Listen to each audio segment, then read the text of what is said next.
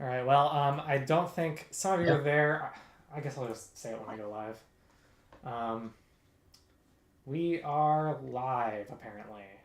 Um, so, um, what I can say is, oh yeah. So basically, the way it works is last session ended in a kind of bit of a fumble. So because I kind of forgot a lot of the stuff that I needed to remember for um, this little area of the game. So I'm just going to rewind just a tad so we can restart that little section. And I'm hoping none of you guys remember any of it. And even though you could go look at the VOD of the last game and find out. but But why would I do that? so essentially, last session, you guys arrived in Bree after your battle where you lost Arodreth, and you met Arodreth's younger brother Belcor, um, who decided to join your party and in honor of his older brother. And you did a little bit of charity work by taking stock of a family who lost their parents in the battle, and you donated some of your money to them in hopes that it would help them ease their way in the world. Their uncle seemed to be with them, or at least some older gentleman was with the family, seemingly looking after them, or at the very least living in the same house. So a little bit of charity work there. You took stock of your situation, noting your previous mission was to, in fact, head to somewhere near the Blue Mountains at a place that Gilrine, your patron, referred to as the Star of the Mist. And so you pondered some maps and scouted your way down along the Greenway and turning west on a crossing to Sarnford. You then arrived at Sarnford in the evening of, I think it was the 8th day. I have to go check that. I didn't manage to check out the stream and remind myself exactly when you made it there, but I think it was like an 8-day-ish journey, and you arrived late into the evening, probably around 5 or 6 o'clock as the sun begins to set. Well, actually, it's spring now, so it's probably still pretty high in the sky at this point. So I guess instead it would be more like 7 p.m., let's say. And you looked around because you were told that at this crossing, at the Sarn Ford, you might find a hint as to where you're going next. So you looked around at the horizon, and I believe it was Ilariel that first noticed it, but the rest of you saw this too eventually. A good distance to the west, nearly due west, I believe, but a little bit to the south, you saw a faint glow, a faint blue glow shimmering in the well above the horizon. And that does remind you of something Gillarine said at your meeting way back. I think it was in fact like 2 or 3 months ago in game. And in game time. But Alariel continuing to look around, in fact, noticed that about 2 miles northwest of you, much more to the north than to the west, but there was a grove of trees, a small forest that was rising, that stood there, and around the southern western edge of the forest, she noticed some smoke rising against the darkening sky, yet still bright in the sunset. And you decided to check out and see who might be here. Maybe it's some of these bandits you heard about from Gilrine or whatever. Maybe it's somebody else. Who knows? But you decided to check it out and see who was there. And took a journey. Took about 30 minutes to walk there.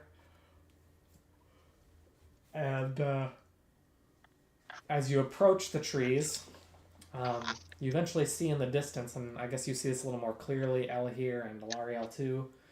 You see one figure pacing back and forth, standing up. Another figure resting, sitting down with a large cane or walking stick, sitting on around a campfire, and it appears to be an older.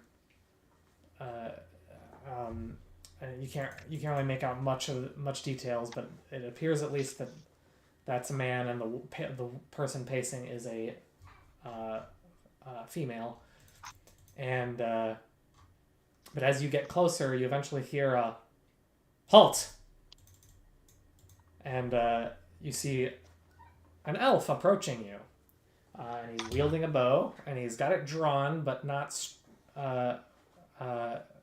warily, but he is not threatening with it at the moment.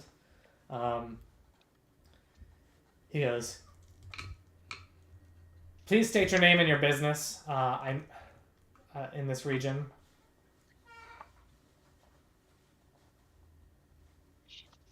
Oh, okay. So I think I remember previously we had kind of marshaled some of these elves to come with us to explore the area, right? But we're starting back at the start of this interaction, right? I'm rewinding a little bit to give correct information. Basically. Gotcha. I guess being elves, Elariel and Ellie here step up and say, "Greetings, my Gavanin. Uh, we are adventurers sent by Gilrine of the of the Rangers to investigate this area for there have been reports of bandit activities and various other dark goings on. Might you be able to inform us of uh, you know your reason for being here and what you have seen?" So you are a friend of the Dunedain, and therefore a friend of, I can only assume, Elrond. Well, indeed, has been some bandit activity in the region. Many people have been raided on the Greenway. However, in fact, when we saw you, we thought you might be a part of them. Though my suspicion eased somewhat as I saw that your party consisted of some elves from a distance. My Gavan, and to you as well. Racists. My name is Brethil. Racist. Everett. It's like, oh, what is that supposed to mean?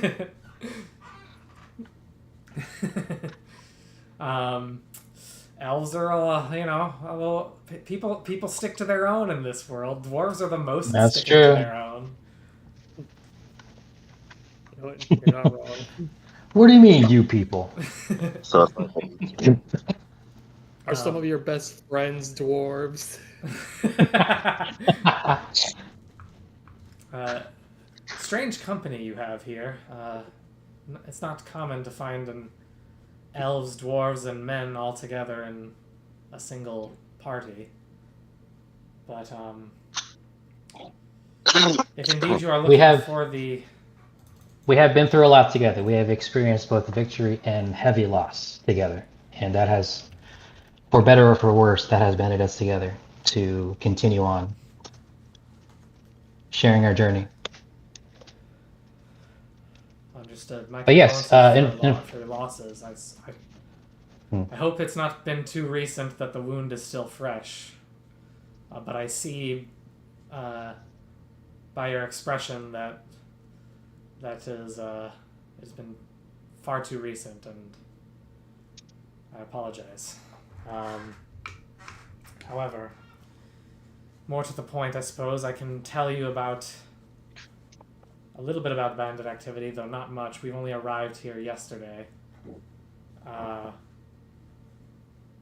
We did come across on our journey here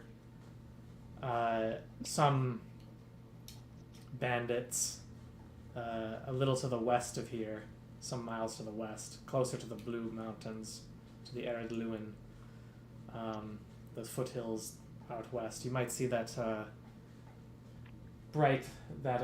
shining beacon in the distance. It was in that direction, although we came more from the north, yet they still accosted us on the road.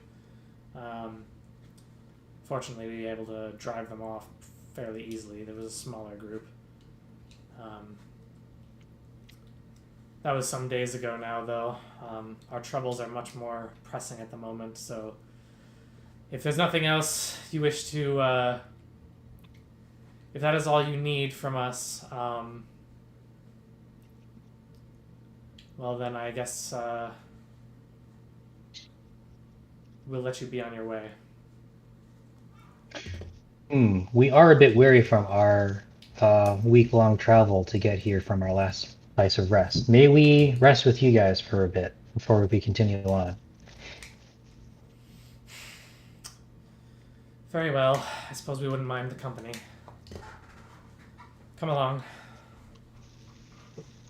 And he leads you towards the camp, and you saw, as you were speaking of that, the person pacing seemed to stop and start staring in your direction. And as you get closer, you find that indeed it is a female elf that has been pacing around, and the male elf sitting down with his staff appears to be nursing a wound that he acquired, and it's quite fresh. He announces himself. He goes, "I have decided to let this group of travelers rest with us for now. They are weary from travel. They don't seem to be they don't seem to mean any harm, so I think it's okay. I don't think I properly introduced myself, though. My name is Brethil, and this young one her name is Sulrian, and our elder here is known as Randur. We've been companions for some time." And Sulrian goes, "My Gavanen," and then continues to and goes, "But what of Aranwe? What are we going to do about him?" And the older elf, Randur, responds with, "Yes, I fear we won't be much company if we have to head back into that grove shortly. We can't just leave Aranwe in there, lost and alone." I smell I smell a quest. Okay, first off, I think I'm piloting Alariel. So Alariel sees someone in pain. Randor, right? The elder. Yes. Probably Alariel, perhaps in pursuit of a reward, looks to Randor and says, "Oh, I might be able to help," and gets out her healing herbs and what else does she have here? Healing herbs, Healdear's. For some reason, she also has Healdear's horse. Maybe that's not the case anymore. I mean, Oh Probably. yeah, healing herbs. Yeah. Is there? Yeah. So I Yeah. guess the question is, is she able to do anything here to help Randor, or is he already being taken care of and he's just resting? he's wounded. I think he would. You could definitely. It definitely looks like he could use some attention.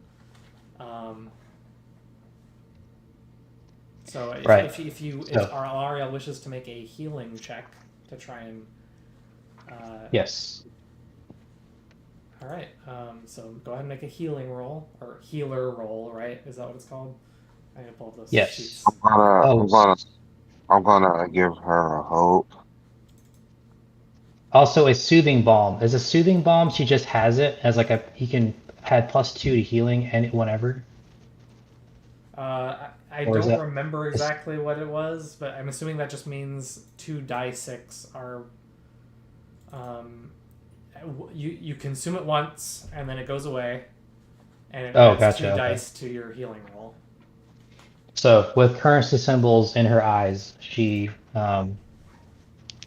with the help of the hope given by Belcor, she has 4 dice. She won't spend the soothing balm. Is incidentally, Belcor, do you have a fellowship focus? A fellowship focus. Like Remind me what that. a special bond with one other person in our fellowship. Uh, I feel like if it would be anybody he has a special bond with, it would be Ilario through Overdrive, right? It could be, but that's up to you if he actually does. Yeah, I'll say he does.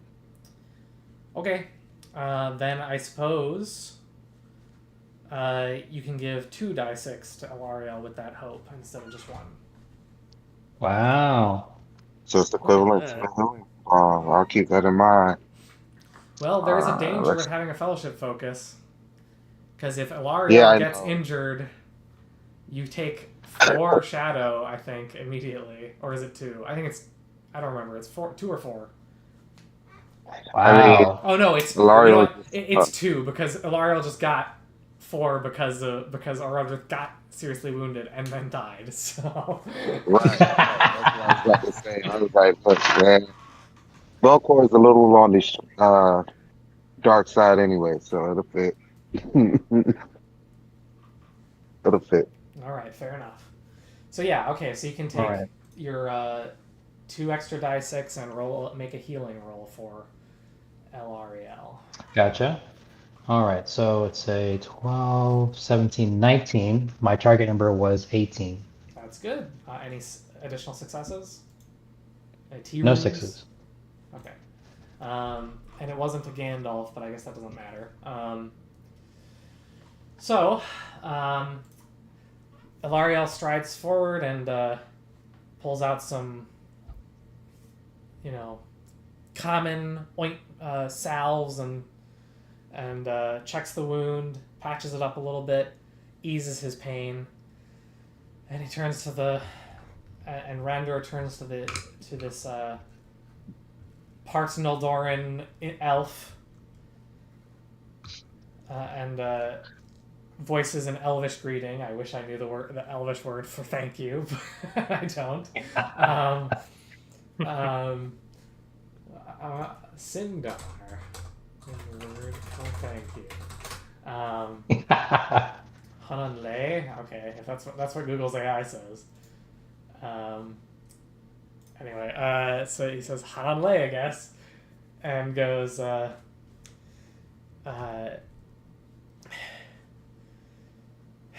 much appreciated. That's been causing me some trouble for the past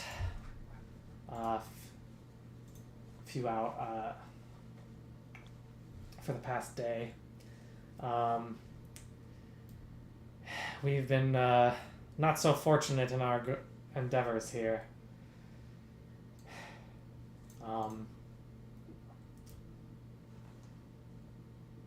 I know you're mistrustful, Brethel, but perhaps these folk can help us. There is strength in numbers.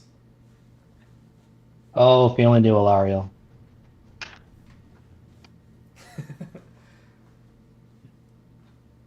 Brethel responds with, do what you will, but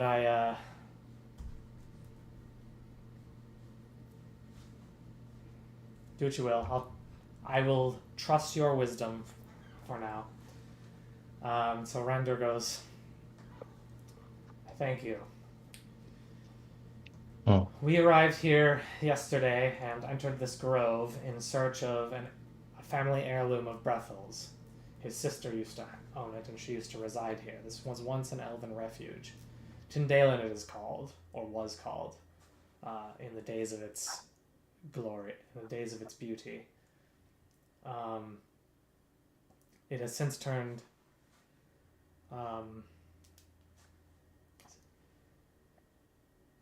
it has since turned corrupted and through I know not why, but the animals are restless and attack any who enter. And we weren't able to make it very far before we had to split up, and unfortunately our leader, Aranwe, excuse me, I said Brethel, but I meant Aranwe was the one who had the family heirloom. Brethel's just our guy. He's the second in command, though. But Aranwe came in search of a family heirloom from his sister. And his sister was counted among the founders of this refuge. But due to the torment we faced, we had to split up, and Aranwe never came out. We can only hope that he is alive at this point. I know not why the animals are so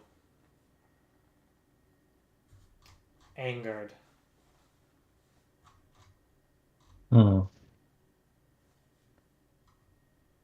Well, we shall rest for now, and I believe I speak for the group when we say we are more than willing to aid you on this quest to not only help your leader, wherever he may be and whatever he might be suffering, but also maybe even find his heirloom and help you on your quest.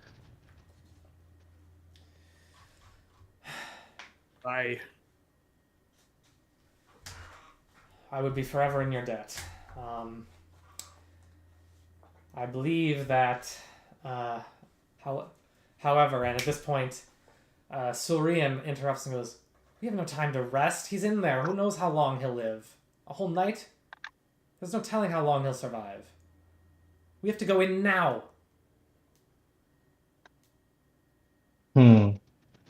I guess we can consult our fellowship. What do you guys think? Should we rest? Get rid of all of our fatigue? All two of our fatigue? Maybe that's not much. Maybe we could do it. But I don't know. Like that's not much, but I'm still a little terrified. So I'm gonna let you guys make the decisions here. Don't go all shy on us now. Dogma is a little more rational than Orger, I guess.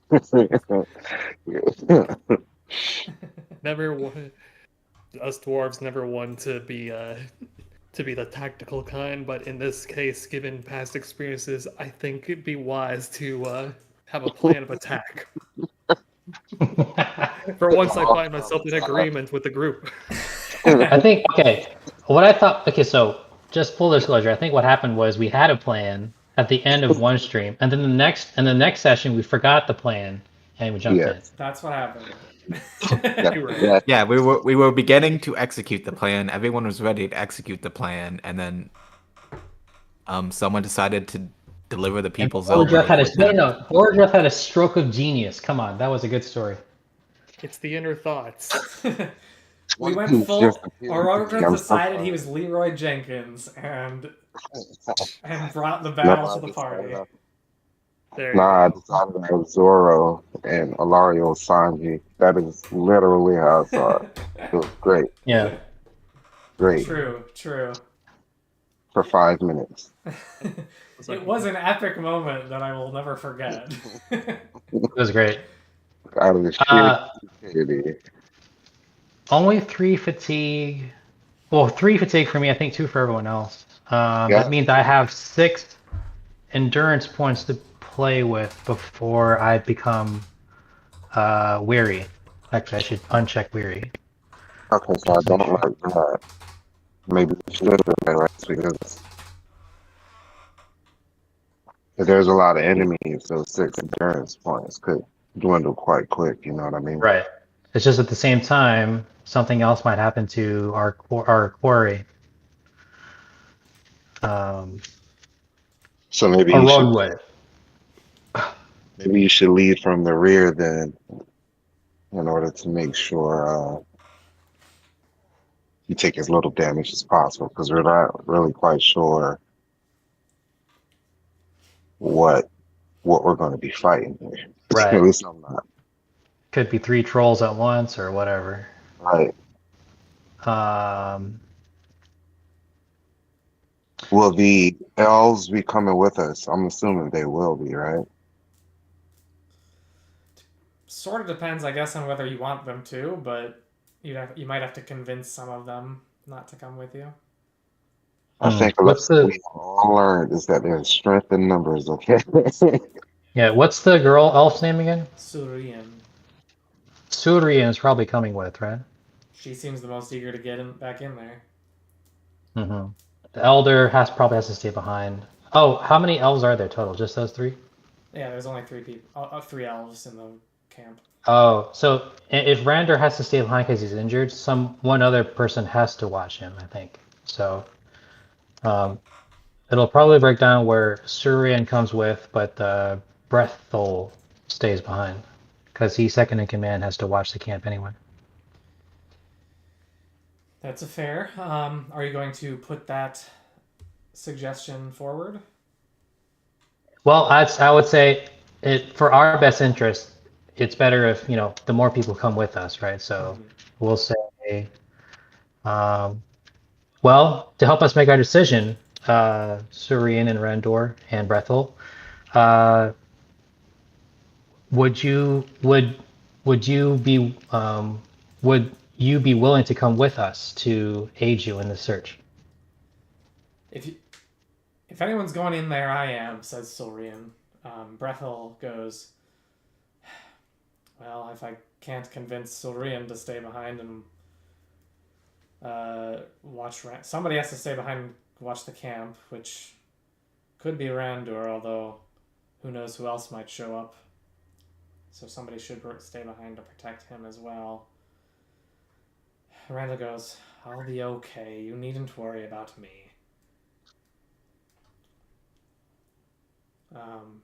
Because Brethel seems somewhat conflicted about what he wants to do. Randur seems resigned to not going back in, although he does follow up with, regardless of what your choice is, I do urge caution and try to understand the situation fully before taking any actions. And he takes, as he glances up at Solarian.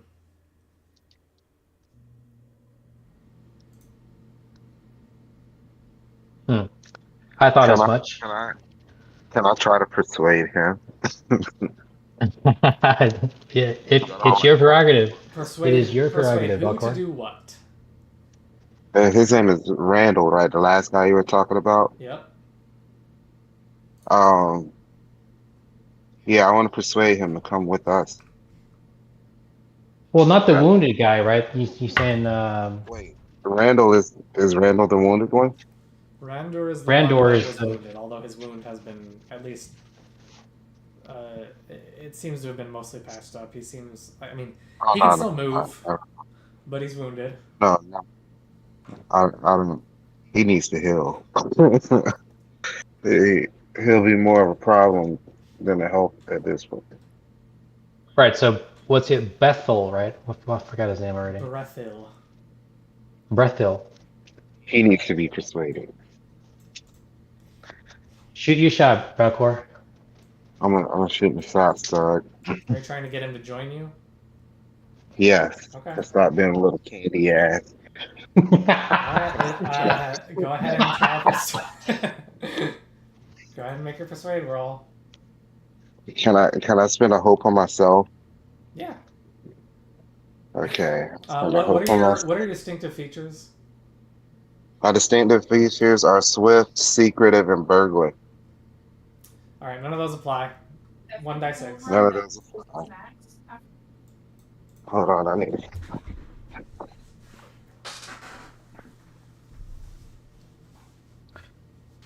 Alariel would like to spend a hope, but she is one away from miserable. So Let's keep her as hopeful as possible. That lady has seen things. Incidentally, I'm going to make a suggestion that Alariel harden her will at this point. oh, and make a shadow scar. Yep. Okay, so maybe timeline-wise, I, this will happen in the period of rest. So she has 8 shadow points right now. If she wants to harden all that into a scar, what'll happen to those points? She should have 10, I thought, Oh, it's closer to 10. I'm pretty sure it was 10 The because. oh, then she already is miserable. What are you saying, Hildir? I was gonna say for permanent character decisions like that, we should have player input. I agree. In principle.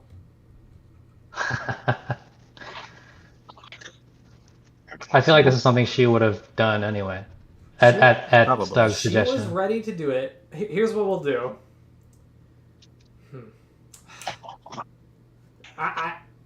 You know what? Fine. She doesn't do it.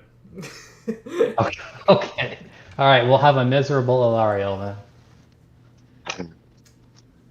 Unless we want to like vote on what we think, or you guys want to vote on what you think. Say, listen to your heart.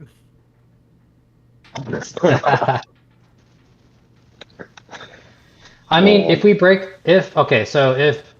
and when Lucy does come back, I think she will. I think she will also agree with us that it was a wise decision to consolidate those shadow points into a scar, so that she can be operable as a character. I, But she's one of I my think favorites. I think she said something in chat that she was gonna do that anyway. I think it's a good call. Mhm. It's one of those things I want like final player input Yeah. before. There's a level of messing with their character sheet that I agree. Mm, I get it. Yeah. gotcha.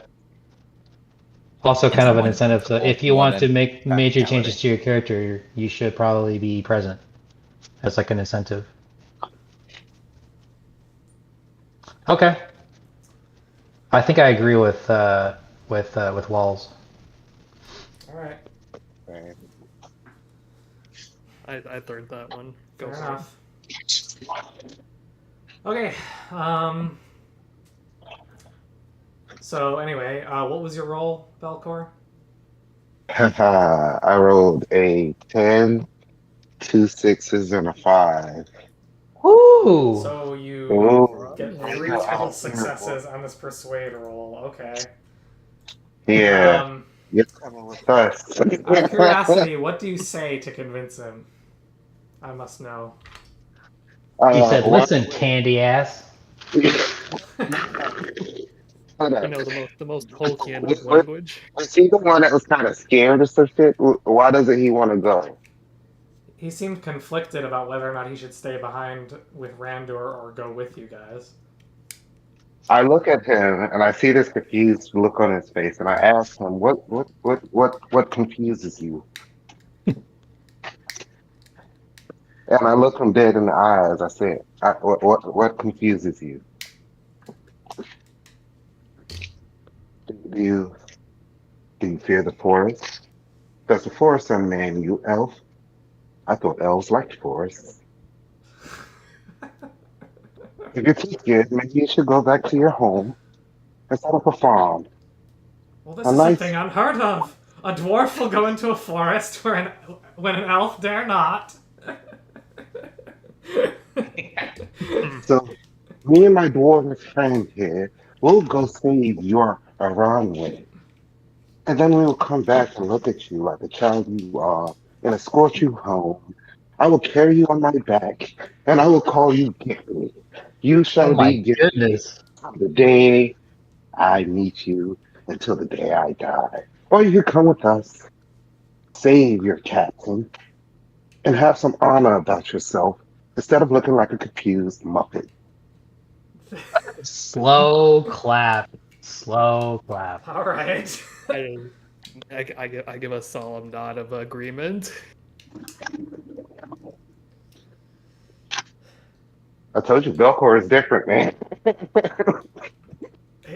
Brethel turns to you and goes,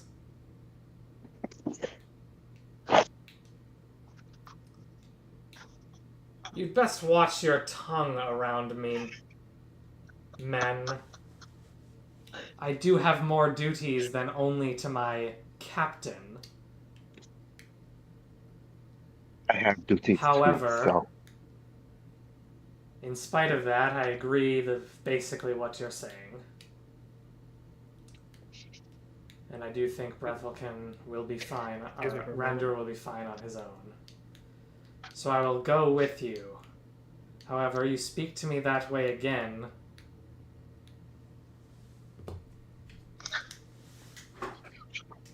then you may not find me so forgiving in the future. then prove your worth. What do you want the 2 extra successes to do? I want. Well, man, are they any? If I chose to gain insight into what's going on in the forest, does that count? Oh, I mean, sure, you can use it for that purpose. That would be 1 success. The other one would be, I mean, I guess if you want to spend both of them on gaining extra insight on something, then I guess you'll just have to specify if you want it to compound on itself, or if you want it to be, or if you want to just spend 1 to get that insight and 2 to, I don't know what else, to gain insight on some other matter. I definitely want to get an insight. But maybe double the insight would be good. Insight into what's like going on in the forest, basically. Very well. So what do you guys think? Should we double up on it, or should we do something else with extra success? Oh, I'm sorry. What do we double up on? So I chose to spend 1 success on insight into what's going on in the forest. But I have 2 successes. So I definitely want to do one of the insights, but should we double up on the insight, or should we do something else with the extra success?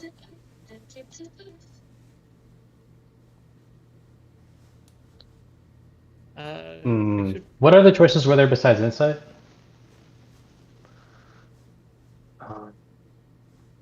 Healing, stealth, persuade, explore, awareness.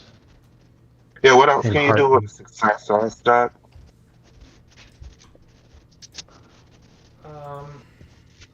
In a social interaction, right? Swift isn't going to apply, probably. Right. In Hearten, I don't know if that works. No, you don't apply gaining. You don't get to necessarily just use another skill. There's like 3 things you can do. You can You can insight. widen influence. So this one would apply. Make haste. I don't know off the top of my head how that would apply, but you could do it, I guess. Go quietly doesn't make sense to me. There's no reason canceling a failure doesn't make any sense in this situation.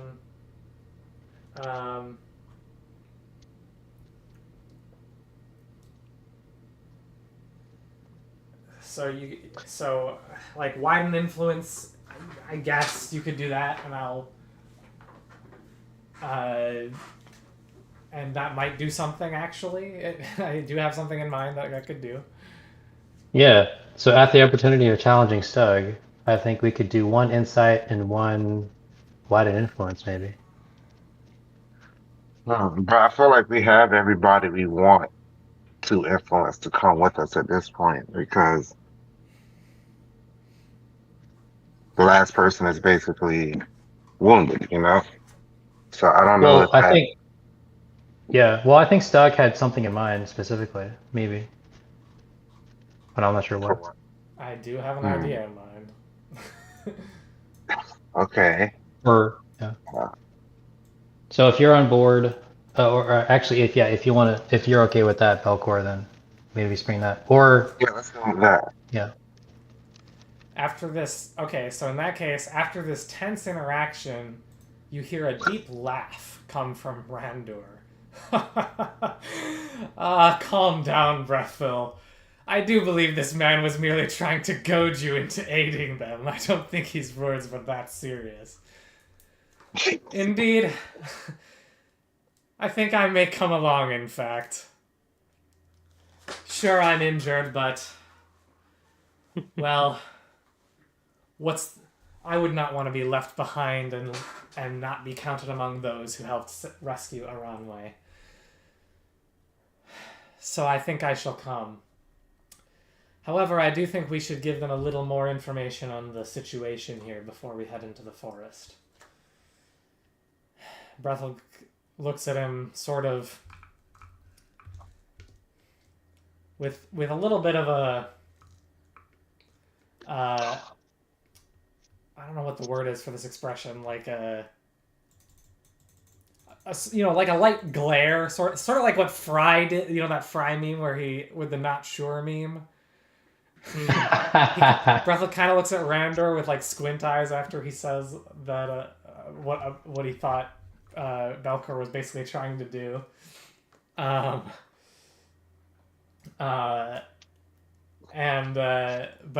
he seems to accede to Randor's suggestion and go, very well. I believe you already mentioned to them that we're here to seek an artifact from Aranwe.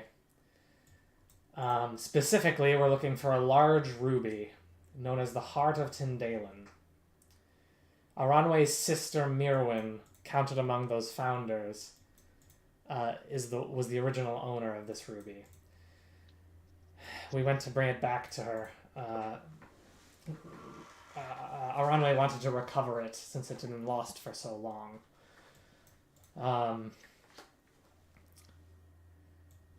I can't say exactly what happened, for Aranwe never told us, if indeed he ever knew. But it seems that, to my mind at least, there's more going on with the forest than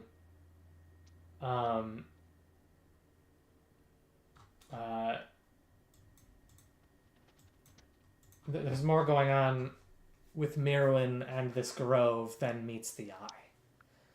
I do think there is more. I do think there's a story not told, and may likely be related to the reason for this grove's corruption. Smells like an intriguing adventure. Maybe we So can did find we- some clues in the grove. What? Yeah.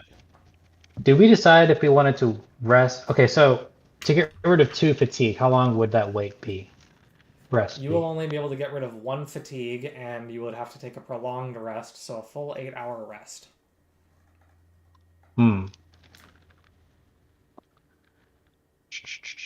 Would that be worth it? You know what? I don't think it's worth it. For 1 fatigue, right? It is, well, I mean, it is nighttime, right?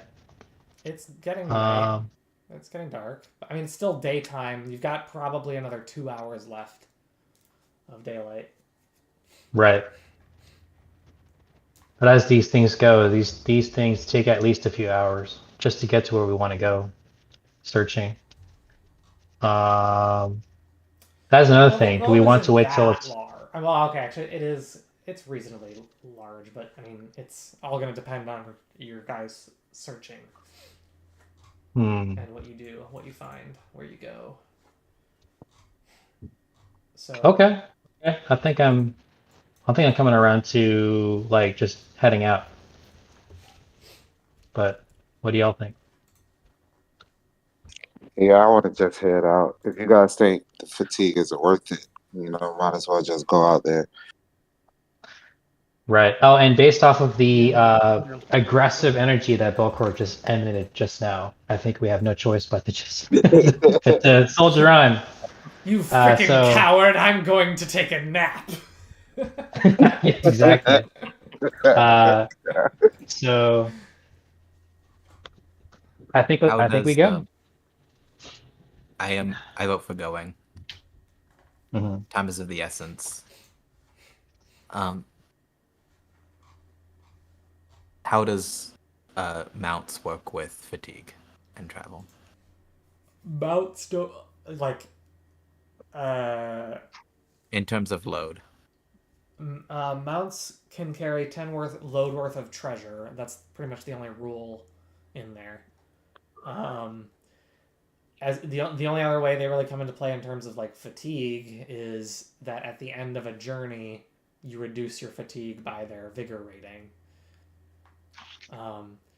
Which incidentally might mean that those of you with mounts don't have any fatigue.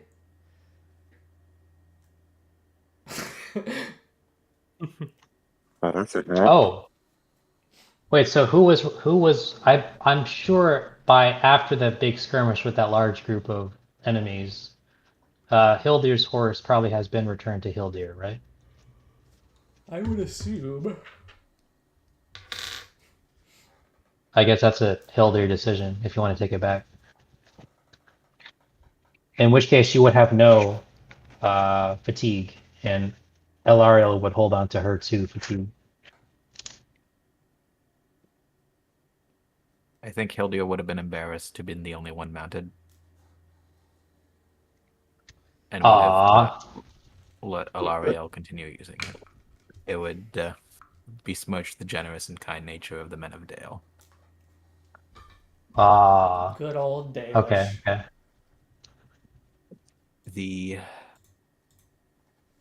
So he probably has 2 fatigue, so he probably left his some, because I balanced the I'm seeing now I balanced the gear with the explicit assumption that the mount would take some of that. Okay, let me erase Hildir's horse from Elariel's possessions. No. She's using it now. That's fine. Oh, okay. I'm going to drop my spear and pretend I wasn't carrying that. Wait, so you have... So if she was on your horse the whole time, she has 0 fatigue right now. Because my load is equal to my endurance at present. Okay. Did you get hit at some point? Your endurance should have been maxed out throughout the fellowship phase, and I don't think we've had a combat since then. What is max? It should be written on your sheet, but... Are you saying, Hildir, max are you is saying 25. that you have... Okay, I'm fine. Never mind. Okay, yeah. I was gonna say. Okay. Well, I also wanted to make sure that we've had a fellowship phase, so our treasure is no longer loads anymore. Yeah, treasure is also not load anymore because it's... Speaking of which, I wanted to speak with you because I have 255 written here. Okay. That's wrong. I think. I don't know if that's from a troll horde or what. Well... It's probably wrong. Well, okay. I'm pretty... You were what? Prosperous? I'm prosperous, which is 90. There was like some level of paying for inns and shit, which dropped me down some, and then troll horde, which may have contributed to that. I don't know. I think you'd be in the hundreds right now, but I don't know. But you wouldn't... I don't think you would have made it to 200. My understanding, my memory says we just threw it into mine because I had a horse. We didn't... Yeah, but we didn't get... I don't think you guys have even collected... Yeah. 165 treasure total. Yeah, so the treasure currency that we have, every time we got some, I think we added democratically. But the load associated with it was probably loaded on the horses, and then once we got to the fellowship phase, we can unload those. So I don't think the treasure that you have was... Okay, why don't you guys... Any of that's our rest share. of you tell me what... And include Elariel in this. Tell me how much treasure you guys have. Like, what your total treasure rating is. Ellie here has 10. Elariel has 16. Alright. Belcor, what's yours? Oh wait, Belcor just got here. He wouldn't have any. Yeah, I'm broke.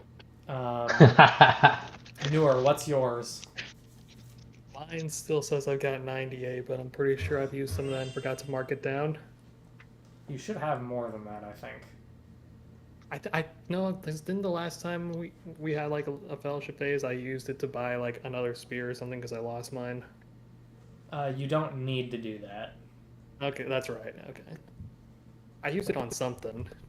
I think I started with 100. Well, you started the campaign as 90 because your starting wealth was prosperous. So, and you've only accrued gold yet. Okay. I don't even know what you spend treasure on. The only things that I think you could spend treasure on in this game are like raising heirs and like occasional other things that I make up. Right, like probably like big story events or something. Yeah, like your treasure rating isn't really assumed to go down unless there's a reason for it. Like hypothetically, if you're at the prosperous rating, the assumption is you can all buy a room. You can buy a room for your group at an inn. If you're like very rich, you can. Or if you're rich, you can probably get a boat for you guys. Like not like buy a boat, but like get a room on a ship to go somewhere. But yeah, so 255 seems oddly specific because 255 is, you know, the max value for an 8-bit number. My first thought is it's that value bugged out or something, but I don't know. No, I don't know. That's a string though. It's entirely possible that I was trying to fill in some other field or hit some buttons and mess that up. That's also a possibility. That the number is. I would say I think a nice round number would probably you add 10. So you started with 90, so I think 100 is a safe number. I don't know if you need to be precise. 100 is a safe number. Ideally, being precise is good. I don't. I just don't want to like accidentally delete group treasure. I'm fine with being at 90 or 80 because I spent some on nonsense, or I know it doesn't go down.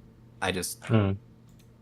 Oh, some of you did spend some treasure to give it to the kids. Oh, that's true. Yeah, I think I gave a couple or something. Yeah, this was before then. So, how about the number was 255. It's now 90, and those are some rich ass kids. No. Vetoed by Stug. Keep your money. Just take 98 like Noor and enjoy it, I guess. Okay. Enjoy. Sorry for the detour.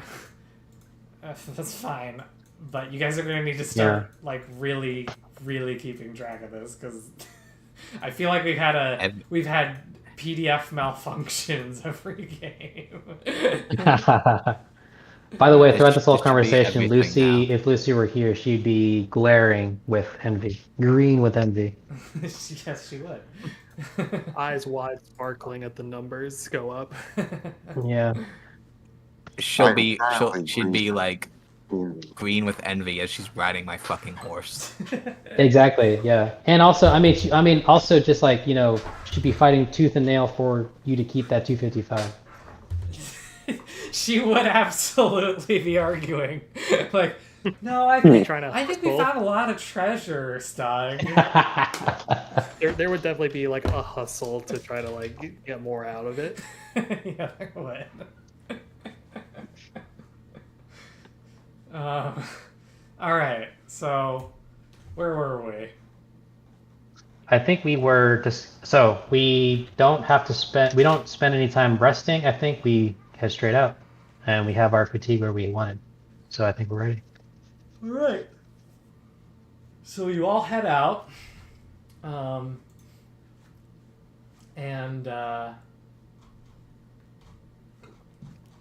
The Brethel, in fact, leads you to the edge of the grove.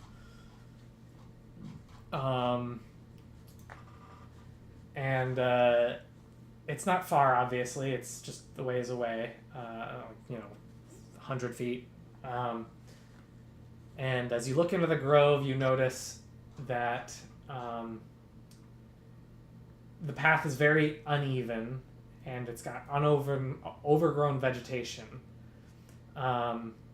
It actually opens between two rows of trees to the point where you can actually imagine that back when this grove was in its days of glory, it probably looked quite beautiful and almost majestic, flanked by these bright green-leaved pillars, like an archway following through. And it probably looked very pleasant and lovely to walk into. As you enter, but right now there's tons of roots emerging from the ground. There's layers of dead leaves and thick undergrowth. And it seems almost desolate. Half the trees seem dead. If not all, at least half of them. Many of them do. And as you enter the path, all sounds seem to muffle. The only thing that you hear continuously is continuous rustling in the vicinity around you, and all the bushes and all the underbrush. And even though it is still day, it does seem to get quickly dark as you enter this path. And your footsteps reverberating dully. As you enter deep inside the grove, after some time you walk through the grove, you start to hear the rustling increase. You hear cawing of some sort of bird, crowing and cawing of birds. And immediately all these birds, squirrels, spiders, and even snakes start to accost you and harass you as you travel down this path. They're not too hard to fend off, but like these birds are dive bombing you. And in particular, the 5 elves in the group are especially accosted. More so than the others. The squirrels and spiders like crawling up your legs, and it almost seems like as you're walking that some of the vines and brambles seem to like stick their way out as you walk and make you stumble to try and trip you and knock you over. Because of this, I am going to need a shadow test to be performed by everybody.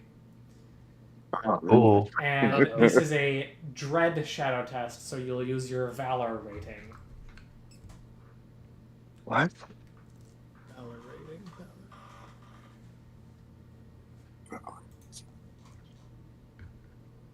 Oh, so your valor score equals the number of dice you have, right?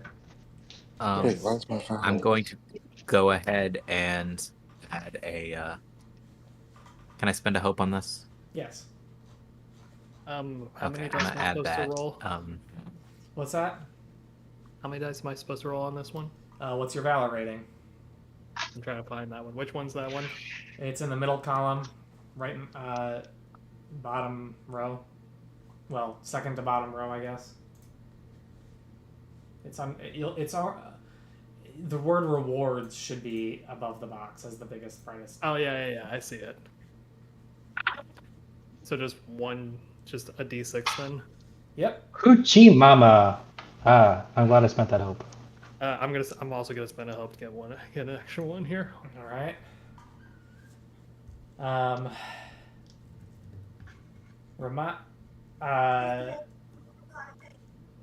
Belcor, do you want to spend a hope on Alariel, maybe? Give me 2 seconds. Yes. Oh, thank you, Belcor.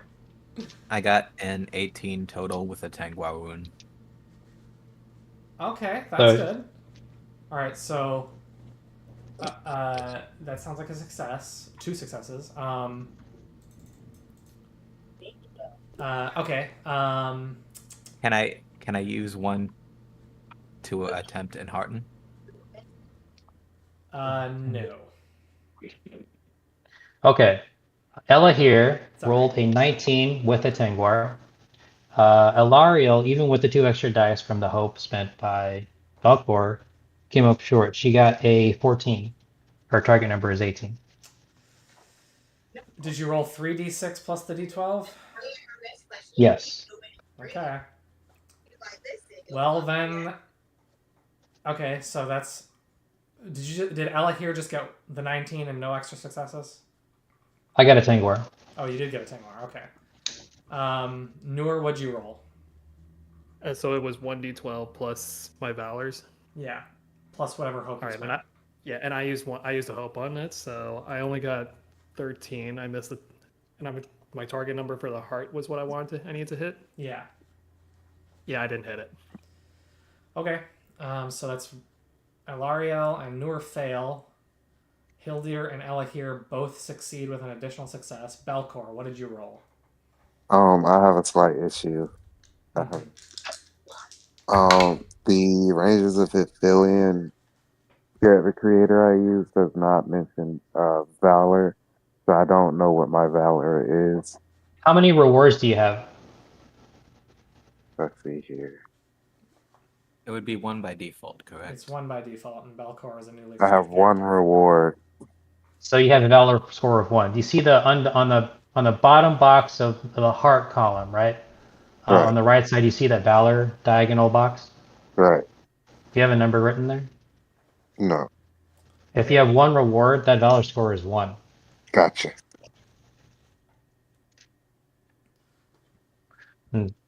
Be sure to control S that baby.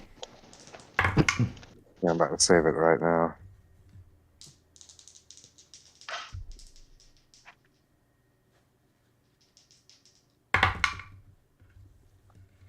All right. And remember, you can spend a hope on yourself. All right. So how do I roll it? Like, is it, I gotta get my heart target right. What? I get 1d6 for the one in the valor. You get one 6-sided die for your valor.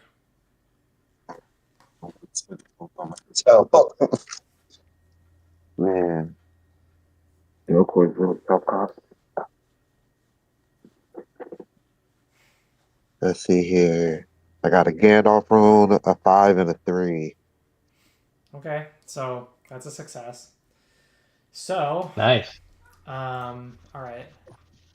Let me go back to that to make sure I remember exactly.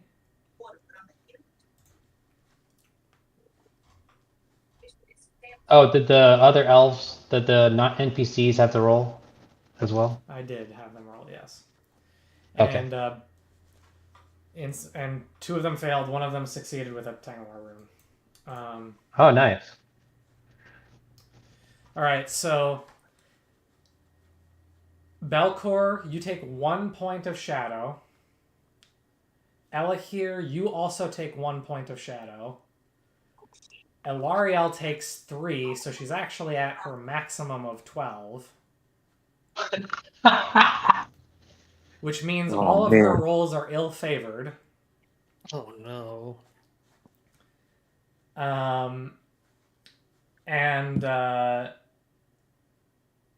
And she cannot ever get out of this state until she takes a bout of madness. So, at which point her shadow will drop to 0, and she won't take a scar in that case, but she will experience a bout of madness at some point, and then she'll get a flaw. Oh, man. So I'm sorry. man. This is. I know it's a terrible situation, but that's hilarious. Hildir, you take no points of shadow. And Noor, you said you just got a success, no 6s? No, I no 6s, no success at all, no nothing. Oh, right. Okay, you take 2 points of shadow. Ow. Oh, so the elves. Oh, you know what? Did I reduce shadow from the fellowship phase last time? I think so. I don't know. What shadow would we have gained from the fellowship phase? No, I reduced shadow. Because this might mean Alarielle is actually okay, in that she only has 11. Because you said it started at 8, right?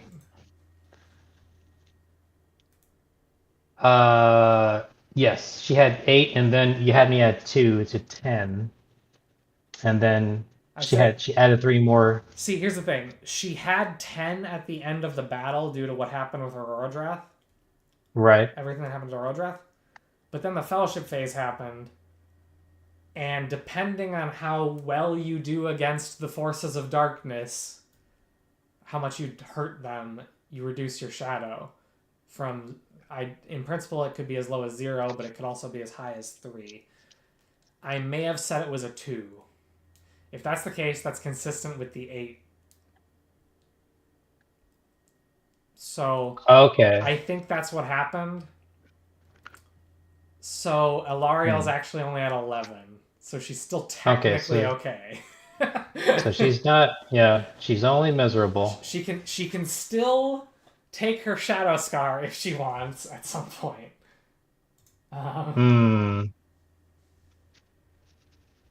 So, oh wow, yeah. So never let it get to 12.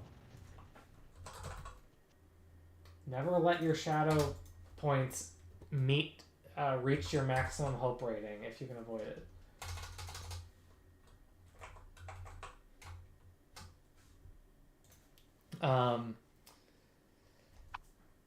So, okay. Crisis averted slightly. Unless, of course, she gets another shadow.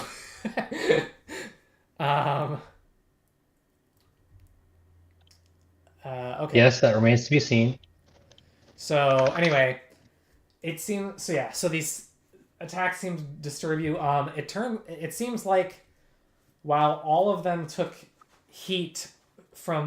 the same attack, both Brethel and Solarian seemed to be a little bit shaken after this thing. Randur, strangely, seems to be relatively unfazed. He's still a little bit wary now, but he seems to be relatively unfazed, especially after presumably experiencing this or even worse before. Huh. I don't know whether to be suspicious or okay. I'll take that in stride.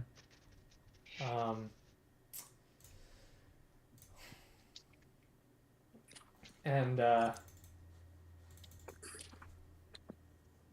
so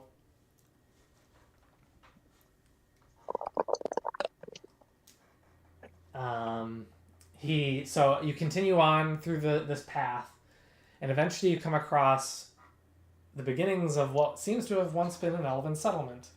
You see some flets in the trees at varying heights and sizes based on presumably how,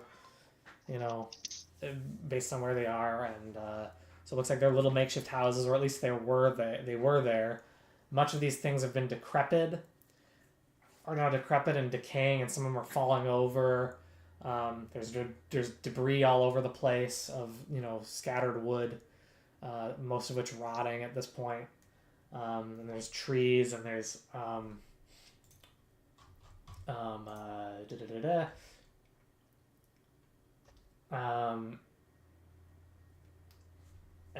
and so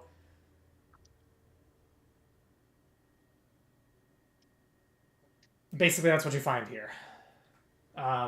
Just a bunch of debris from this place. There's cloths that are all decaying, hanging over various places, and the trees are some of which are barely containing life, some of which seem to be dead, and the flets themselves are decaying and falling over, and debris all over the place in this beginning outskirts of the elven refuge of Tindalen.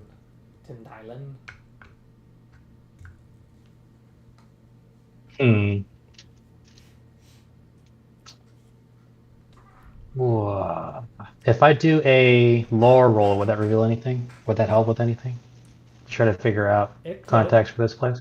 Um, I have 3 points and I'm favored, so I might do that. okay. Try to You're just trying to figure out maybe if you. think. What are you trying to figure Yeah, out? think back to my knowledge of Elven history, lore, and um, maybe put in context what we found, um, information about this place from before, and also the strange hostility of the creatures of this place to us, especially the elves. Sorry, can you repeat those three questions again? I missed the middle one, I think, but I want to hear them all again just in case I missed more. Basically, what we heard of this place, right? So I don't know if it's related, but from this place, right, to the west, an eerie blue light was seen, right? Yeah, you Um, were expecting that from your my, conversation with Gilrine. it might not relate to this, but it might. I don't know. Okay, So maybe that might be connected. Okay, so let's see. but you I'm said more favored, than and I that have three. though. Oh, I just said. I think I remember just the information we've heard about this place. So I think what Brethel and Brander said about this place. It Okay, used to be a stronghold for elves. okay. I I'm also going to make a lower roll to see if there's any songs that have passed through the crossroads of Dale. Through the training. Anything that I may have heard. I do have the tune lore and the folklore feature, distinctive feature. Okay. So with the folklore, if you spend a hope, you will get 2 extra d6s.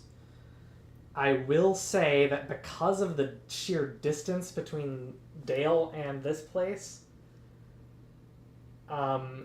it's at least gonna reduce it by a d6 automatically. And I might even be being generous when I do that because Okay. How much hope did we recover with the fellowship phase? that's a good question. I don't remember. Does anyone else remember?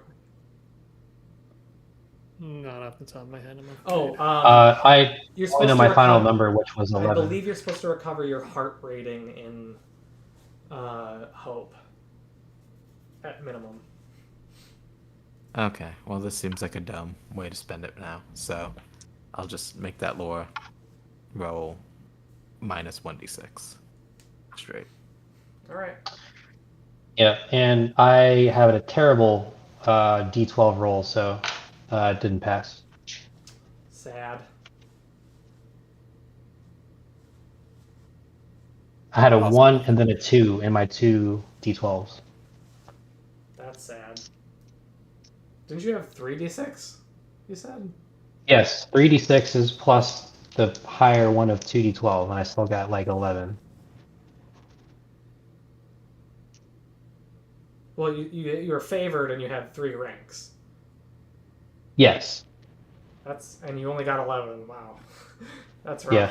rough.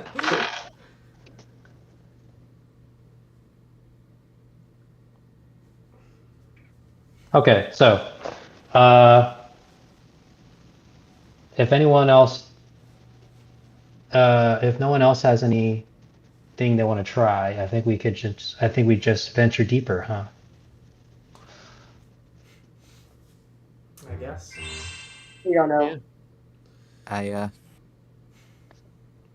Well, I mean, you could. I ask our elven compatriots, do you have knowledge of this place? Only what It's we've history, heard. I mean. This is where elves, many elves used to take refuge in the old days, early days of the Third Age, on their way to the Great Sea. I'm sure many things have been left behind here.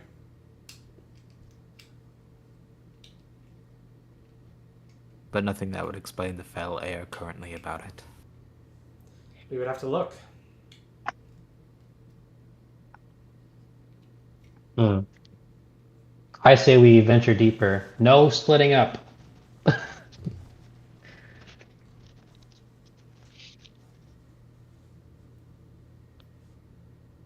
Everyone? Venture Certainly, let's Deeper. find the source. Because we're at the Yeah. edge of this base, right? You're well within a small elven refuge. Here, you don't know how big it is.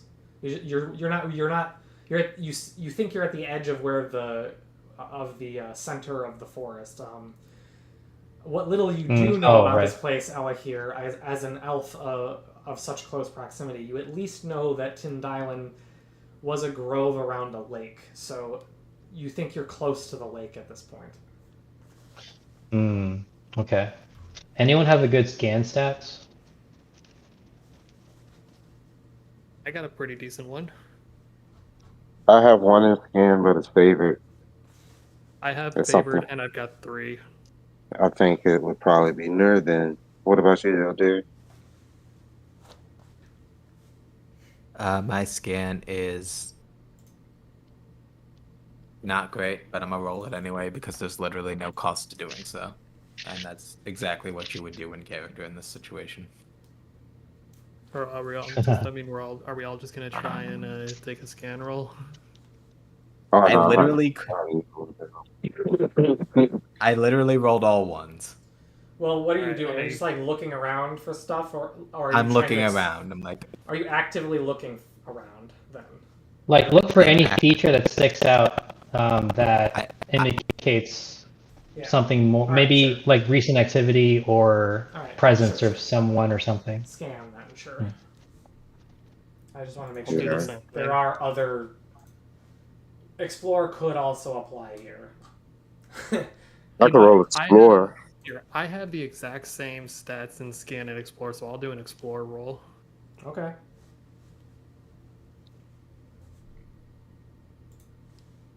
Oh, nice. Magical success, and then 9 total.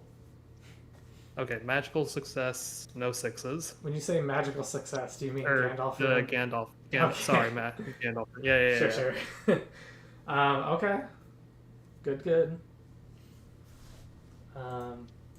What else? Who else rolled?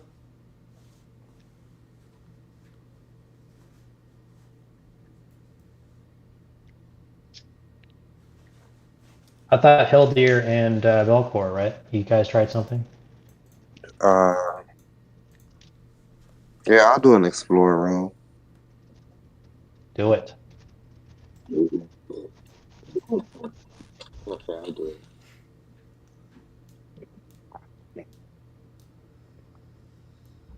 God damn it, where did it go?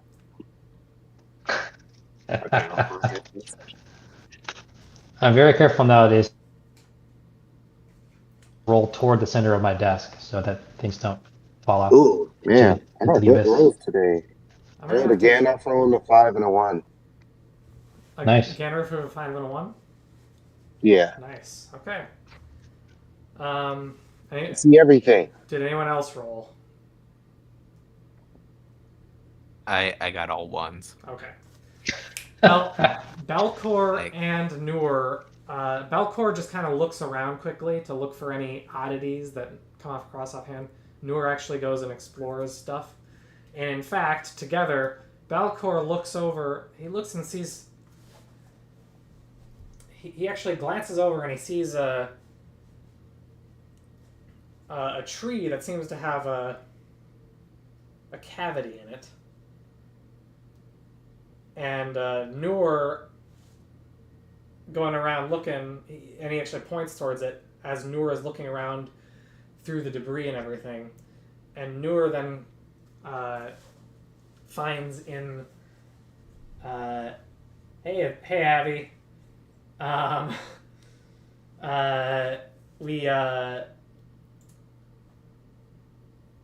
within this hidden cavity in this tree, you find what looks to be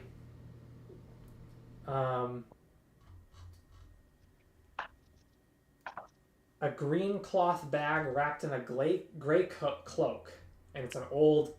These are old.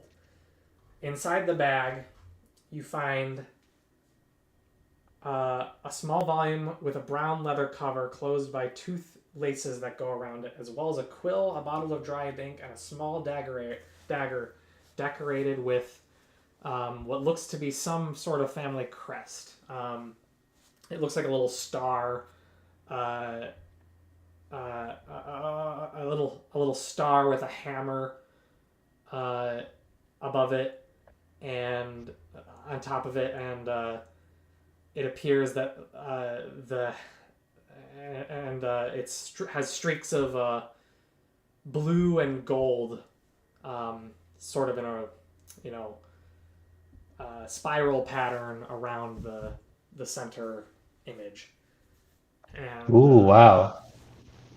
Quickly, we turn around and show it to our elven companions, see if they know anything about the symbols. One glance at it, they all go, "That looks like our Ronway's family.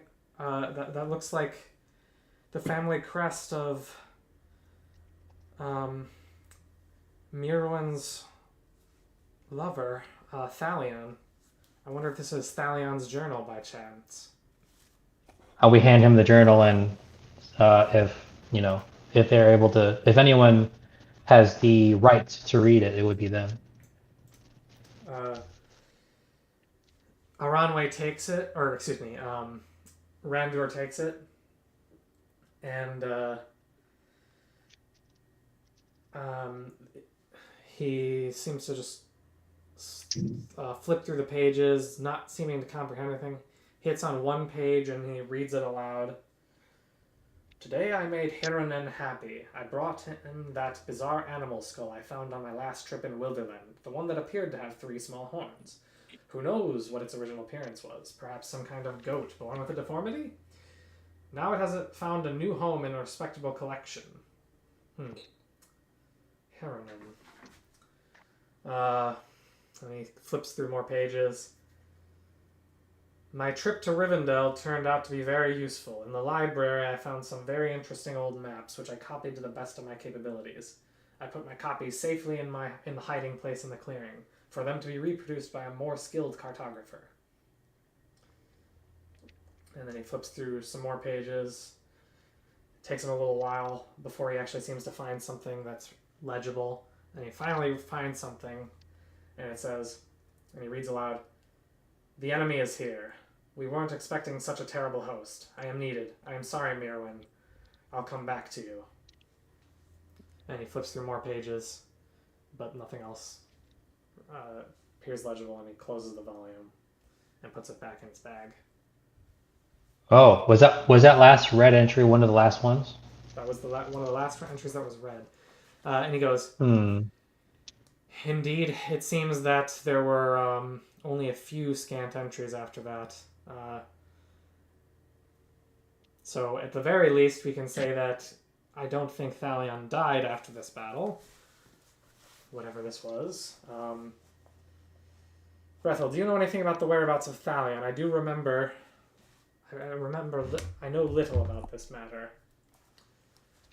And Brethel responds with, "Well, I only know little of what Aronway told me. I know Thalion, we've already mentioned Thalion was Mirwen's beloved, but I believe he sailed off to the Grey Havens, no? I'm surprised you would have been around for that." "Well, I've been around many places, so I don't think I was in Lindon at this time. Certainly not the Grey Havens themselves." And so they just go back and forth for a bit, but they just discuss that. Huh. So Thalion must have dropped this off for some reason and ventured deeper into this this grove, maybe towards the lake, huh? Well, Thalion was was one of the founders of Tindailan.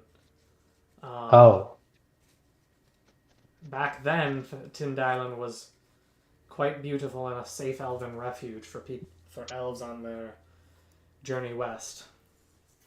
Mm-hmm.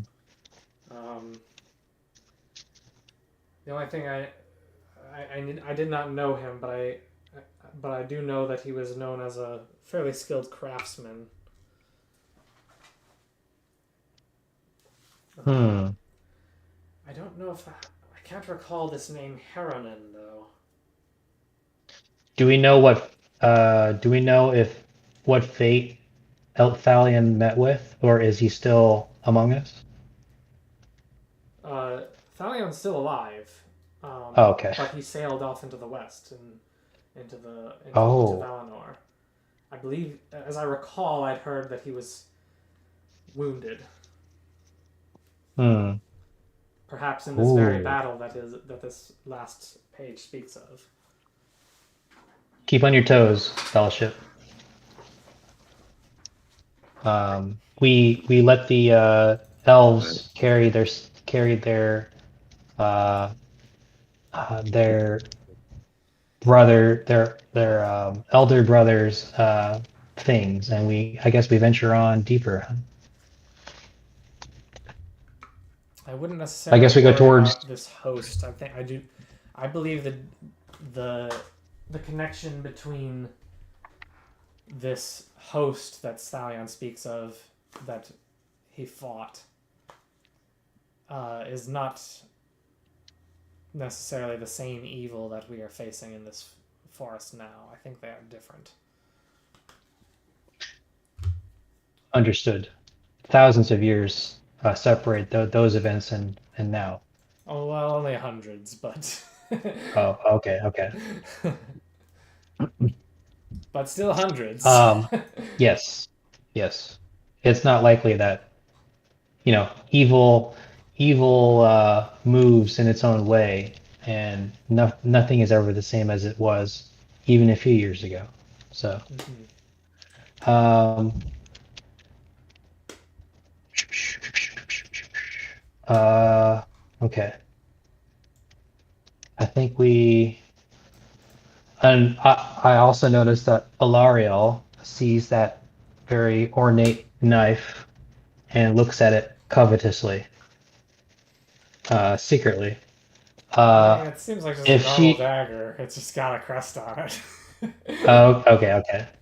It's not nothing in the game mechanics is it's just yeah, it's not. It's like a dagger. It's not. It It's two it damage, not doesn't whatever. seem to be like some kind of fancy dagger from the first stage or anything. It's just Right, like a right. normal dagger. I mean, it looks well crafted and it's well Yeah, balanced and whatnot, but yeah. it's So not. no real benefit. Basically no real benefit, and if she steals it, she gets shadow. Yes. So I'm gonna veto that if she ever decides to do that. Okay, so well, what other actions should we try? Maybe we should just maybe officially time to move on to where we think the lake is, huh? Party. Probably. I think it's wise to continue moving.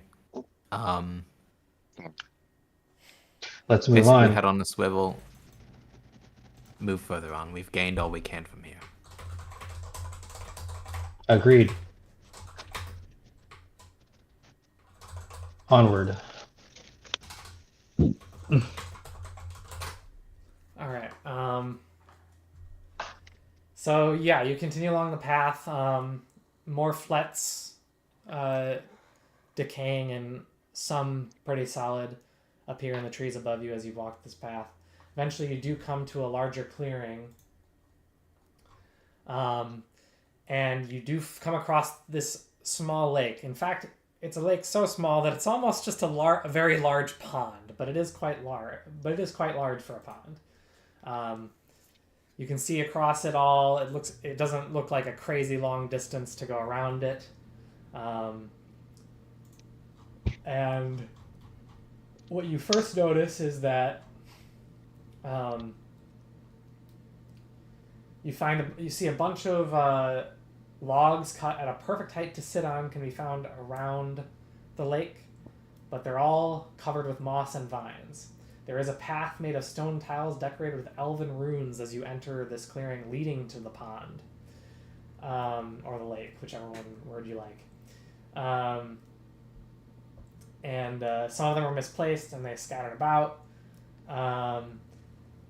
And furthermore, around this lake, you see a bunch of trees that appear to have been uprooted and sitting on their side, not far from the shores. And it looks like, and the roots are cleared, so it's not like they were felled with an axe. It looks like they were actually lifted out of the earth and felled over, like some sort of it looks sort of unnatural how they managed to fall over. So And I'm looking at the ground around where these trees were felled. Does it look like there's sinkholes farther from the tree? Like someone just like ripped up a tree and then like threw it? actually, Or does it I will have you like make. look like someone? Okay, go for it. Finish your sentence.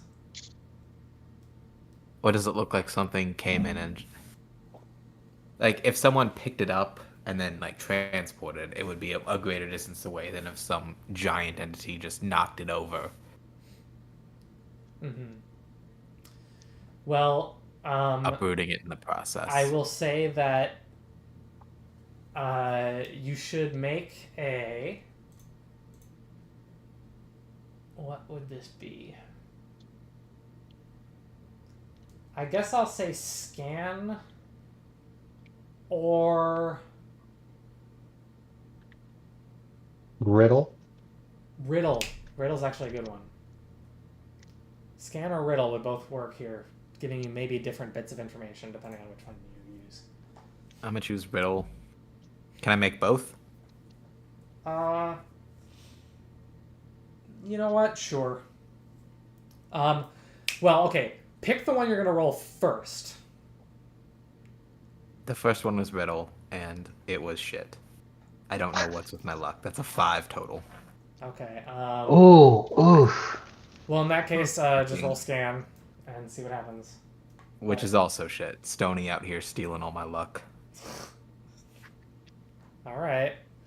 Yeah, you can't. Looking at the trees and trying to reason out what could have happened, it doesn't make sense to you. It doesn't look like a big monster just sort of walked over and knocked them over, uprooted them.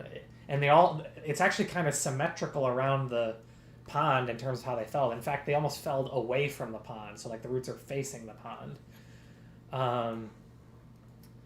But you can't really discern what would have caused this just at a glance. So you're having trouble figuring this out.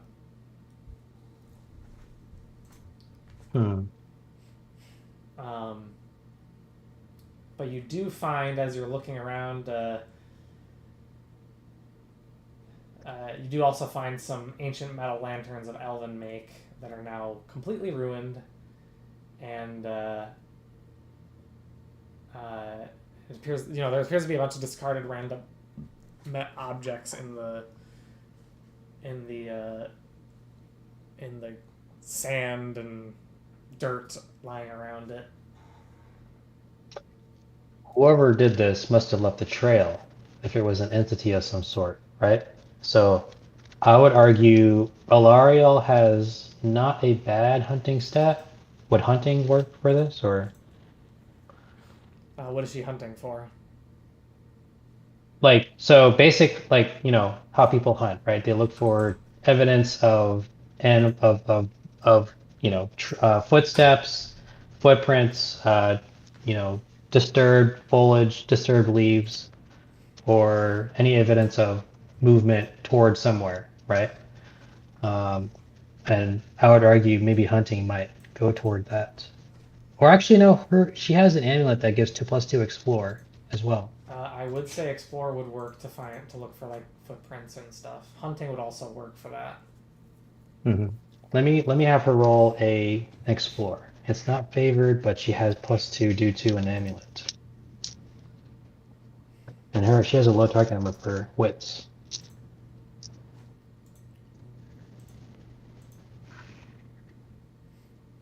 All right, just barely.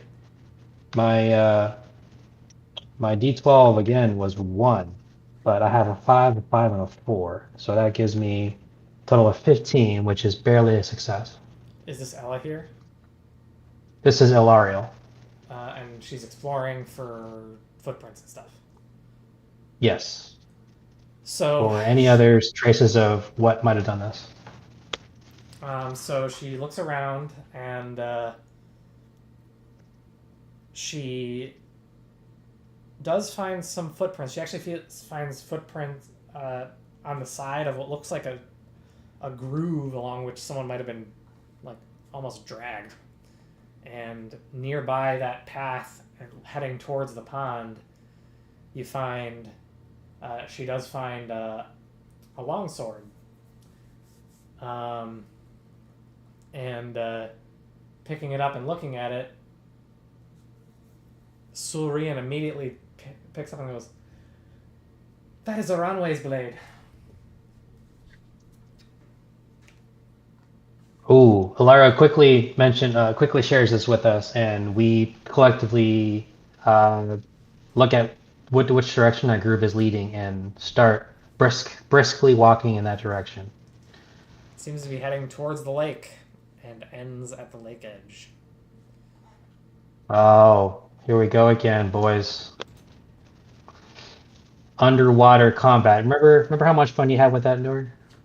I've seen this before. 11 times, as a matter of fact.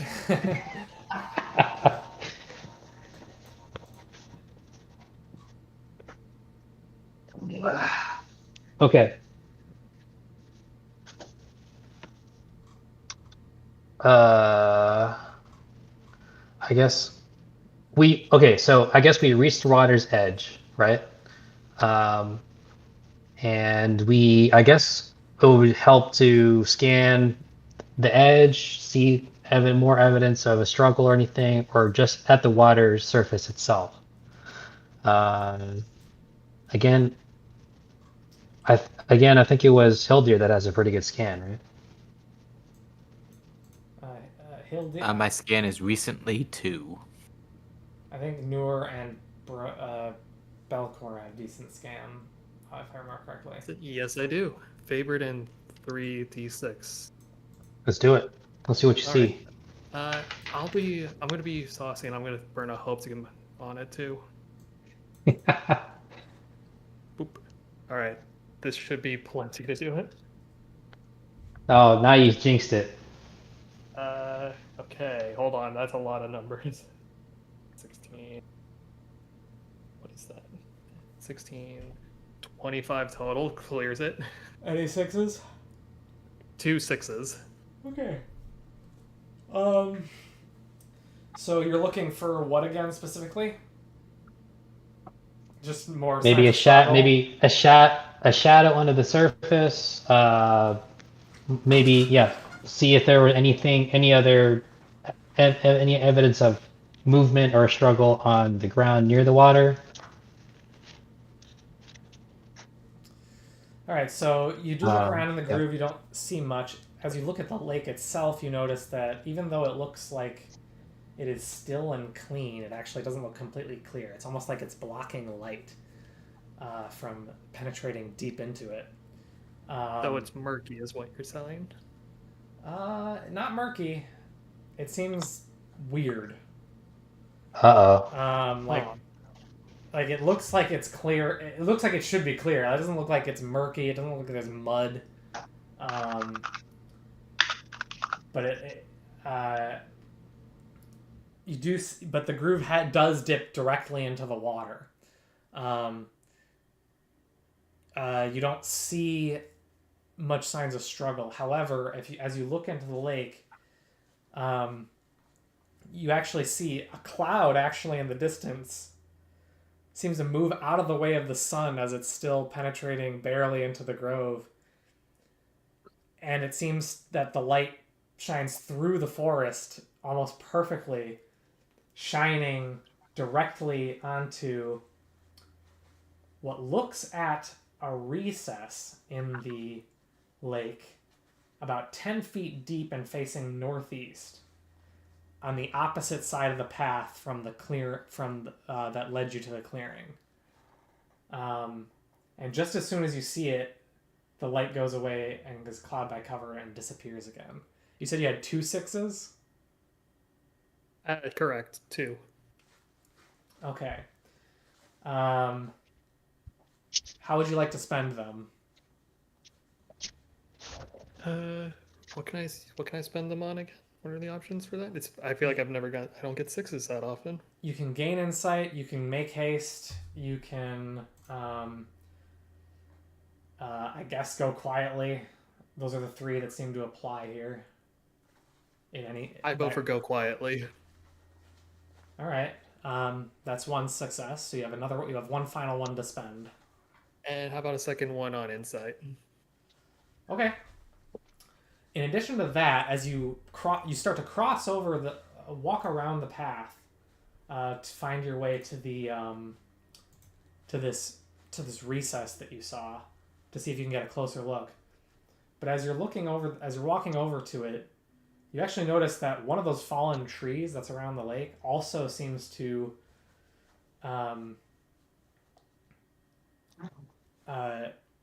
you look at it, it looks weird. It looks like it's up above, like leaning higher than the rest of them.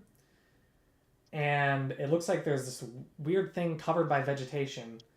And as you look closer, you look like you see a stones that circled this spot, as well as what looks like a large wooden door underneath the tree. You can see like a doorknob. Oh, Doorknob. You can see it shining. nice catch. Like an actual door, or it's like carving of a door. As you walk closer and move some of the vegetation out of the way, this otherwise very hidden thing is just a door. It's a large wooden door and surrounded by large and twisted roots. Does anything happen when I try to open the door? No. If you so you're gonna open it? I'm gonna try to open the door. All right.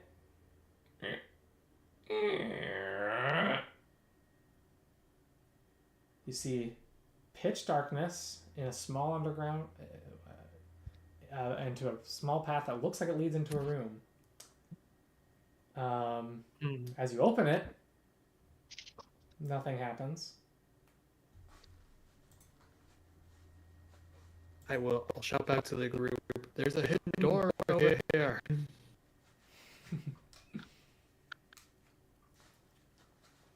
Are we sure? Are you sure you wanted to shout?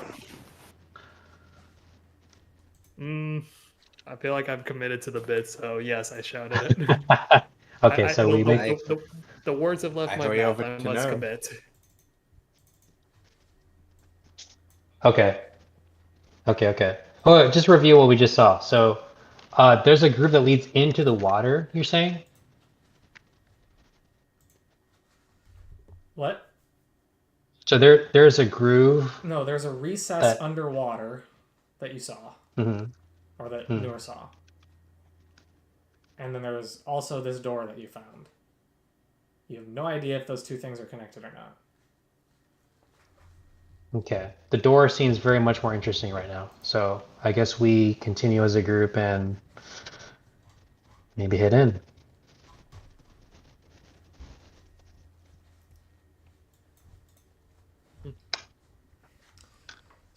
We don't have like a game equivalent of like dark vision or anything, so we can't see in here just by default, right?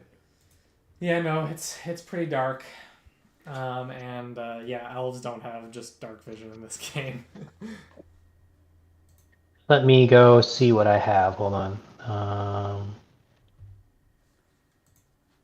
So I have. So in my traveling gear, it says I've got I have a windproof lantern, which is what's giving me my benefit, my scan advantage. Can the lantern light it up? A lantern could light up the room, sure. Oh, I get it lit though. Is this one of your useful items? It's listed under my traveling gear. Okay. I assume you just have the oil necessary to light it. Okay. Did you already walk in? In that case, Did you guys already walk in? no, I waited by the door for everyone. Okay. I'm just...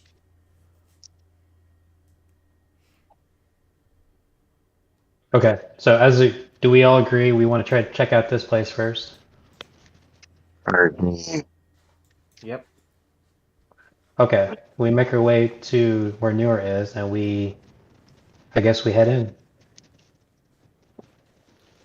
Who goes in first?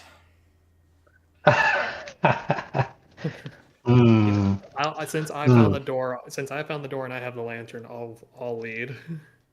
Oh, okay. All right, so Noor, you turn on your lantern, shine in, and it penetrates the darkness a little bit. You see, you walk in. As you enter, you hear, "Who dares?" And immediately you get attacked. Oh fuck! So I'm going to say make an awareness roll. Oh god, I have nothing in awareness. I get 1d12. Wait a minute. So Look, it's better I that guess I I give still you. need to roll. It's better that I give you the opportunity to roll it, regardless of what happens. I was gonna say, like, best case scenario, only thing I can do is roll the T rune, because with no points in it, I can't hit the target number. Oh. So the only point in this roll is seeing if I get the success or not. All right, that's fair.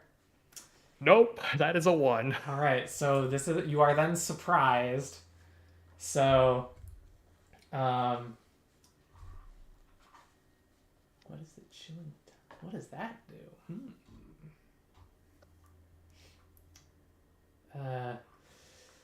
Okay. So.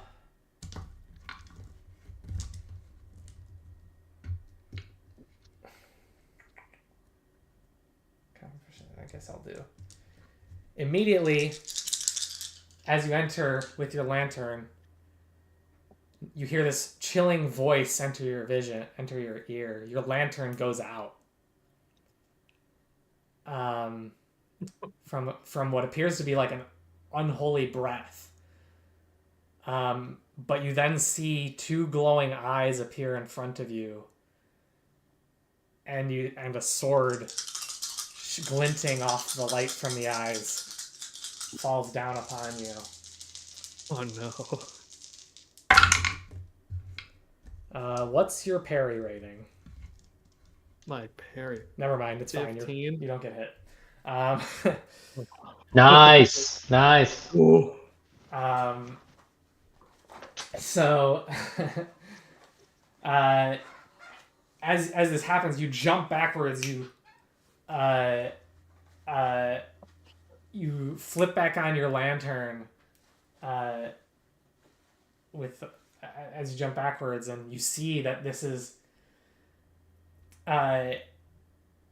this shadowy figure with 2 glowing eyes covered in some it looks like some man is now the corpse is reanimated and is glowing, and it's not wearing so much armor, but it is wearing like light leather armor and a few other things, but it's stumbling towards you angrily, trying to keep you out of this place. But it is now your guys' turn. You guys can I'll allow opening volleys, which means that everyone, I guess except for Noor, is allowed to, everyone except for Noor will be allowed 1 round to shoot their shot before running in. Okay. So if you have a range, does anyone recognize the corpse, or is it just some random guy? Maybe a dead elf from a past age that no one recognizes, right? You don't see any light of they don't scream in recognition. or anything. Okay. We shall engage. As always, Ellie here does not have a ranged option, so the one character I have that does is Elariel. Let me see if we can. She does her volley. She uses her hard chepo, 3 points. Rearward stance, right? Let me pull up the cheat sheet again.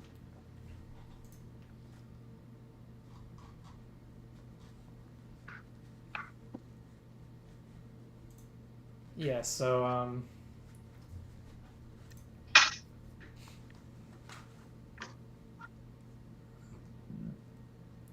Rearward 1d12, 3d6. And plus add 3 to her roll because of the iron check.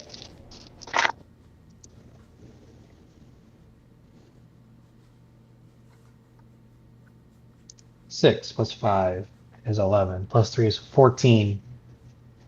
sounds like it's a target number. Her target number is 14.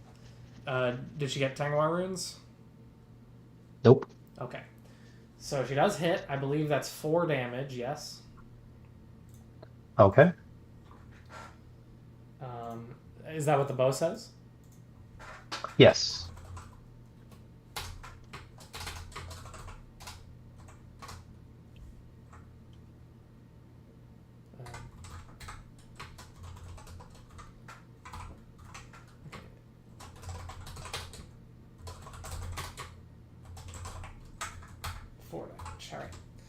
All right. Anyone else got a ranged weapon? Brethel will go ahead and shoot his shot.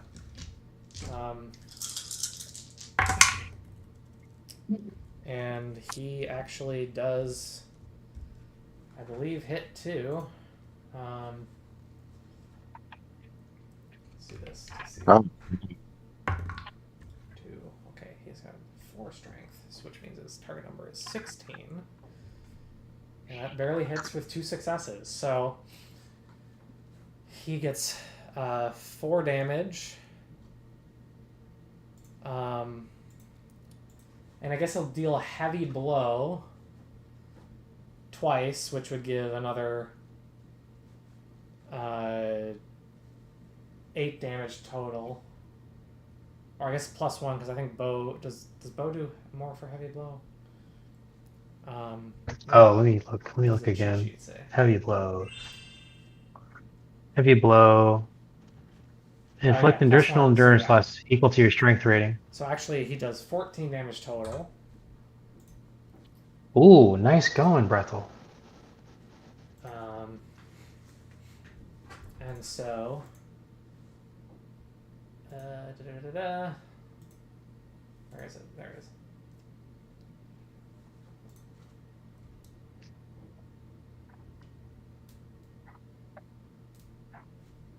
All right, lovely. So Brethel does that. Surian just runs in. Randur kind of stays back. He doesn't appear to have anything other than a sword, but he's he doesn't really want to get in the way. Anyone else have a ranged weapon they want to use? I do. I got some bow. All right. Can you hear me? You may Am I both audible? roll. Have been unable to roll a 3 on above a 3 on any die this entire time. I believe in you. Oh, You can do it this time. Well, no, I am saying that because I didn't again. I believe in you. I believe in you to roll next time better. Shit. I rolled a 7. Oof. Stop! Stop!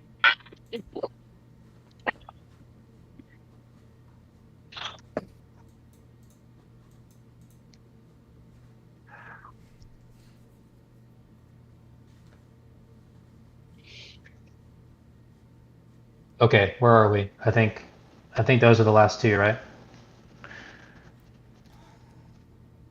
Did you both roll? Hillier missed. Yeah. Did Belcar miss? Belfer got a 7. Okay, yeah. So you both shoot in, missing. It's hard to aim through all these people. It's not that big of a corridor.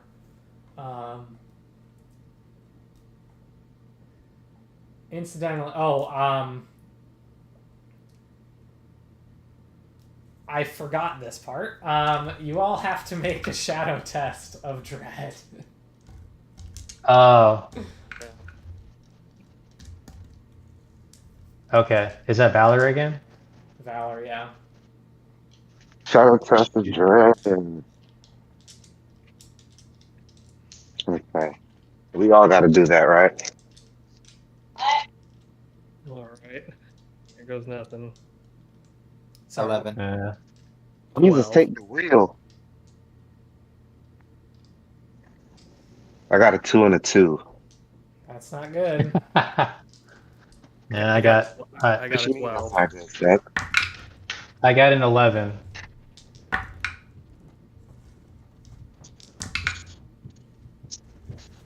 So Valor seems to be pretty important for shadow tests. It's not as important as wisdom, but yes. um, you do want to increase your valor and wisdom at some point. Yes, yes. But okay, it sounds like everyone failed. Man. So everyone's gonna gain 3 shadow points of dread. Three shadow Oh wait, points. I didn't roll for Lucy. Sorry, let me roll for Lucy. So wait, She has what does 1. shadow points of dread mean specifically? It doesn't. You just get 3 shadow points. Okay, so I got 4 Would in you like there. to That's... spend another hope to try and make Alariel not? Yes, please, God. Okay. He does not need no more Oh problems. wow, that gives me that still gives me +2. It gives you 2 extra Yeah. dice, yes, because you're his fellowship. Wow. Dice. Or Alariel is. Now, for the record, because Lucy hasn't decided anything yet, Belcor is not her fellowship focus. Gotcha. Mm-hmm. But I'm sure when she comes, she will just make him her fellowship focus. But anyway. She has a 22, so she passes. She passes. Yes. Did she get any 6s? No 6s. Well, not good enough, I'm afraid. She's at max. She still gets no! She still gets 2 shadow points, so she's at 12 and she's at max. What the fuck, man? What's going on? Come on, man. I told Man. you this stuff was gonna matter. Yeah, so this is this is some main quest stuff too. You So got- we're contending with the actual forces of evil. Yeah. And you're yeah.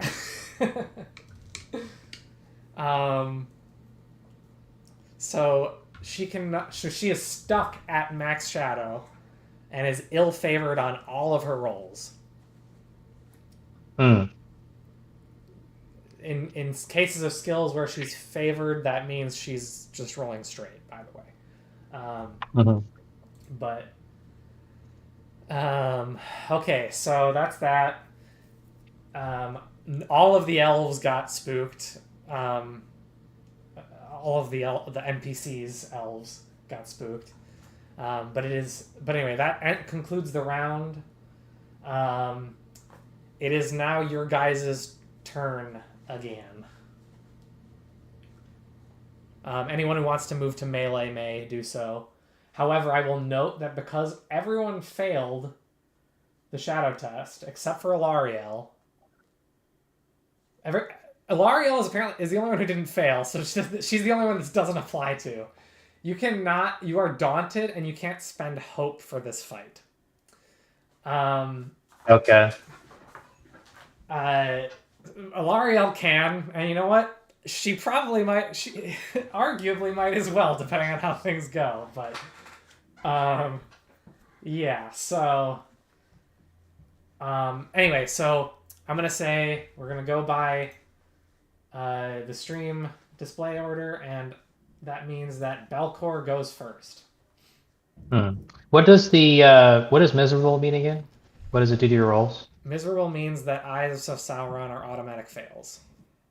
Gotcha. Okay. Continue. All right, do it. Do it, Belcor. What do you want to do? What do you want to do to this Do you want to bastard? romp and smack him in the face, or keep shooting it with bows?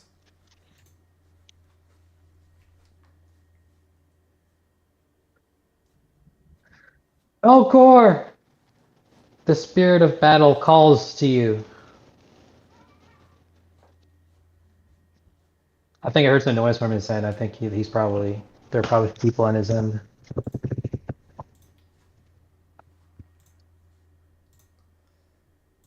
Balcor! Okay, fine. Aquin, you go while we wait for him to talk.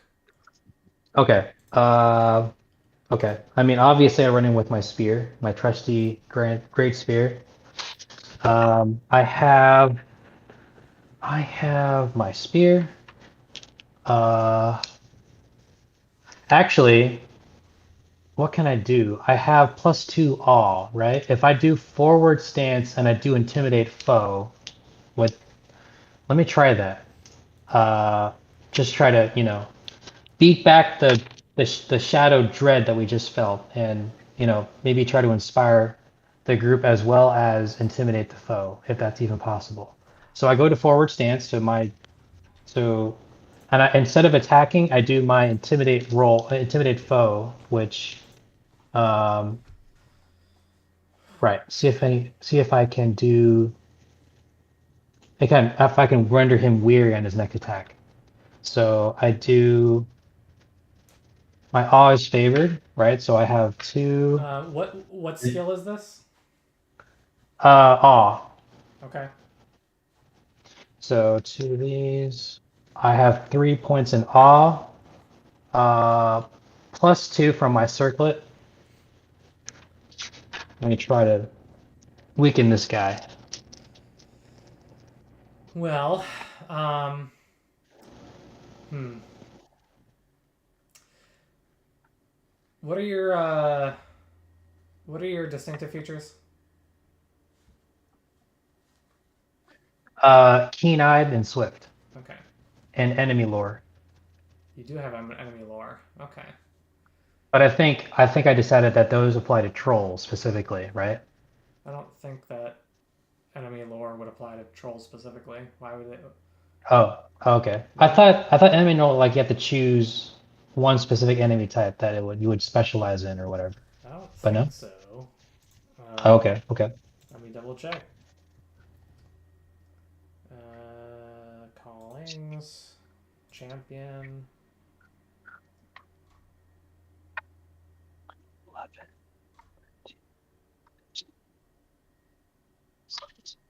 Oh wait. 15. Distinctive features. Where are you? Characteristics. Distinctive features.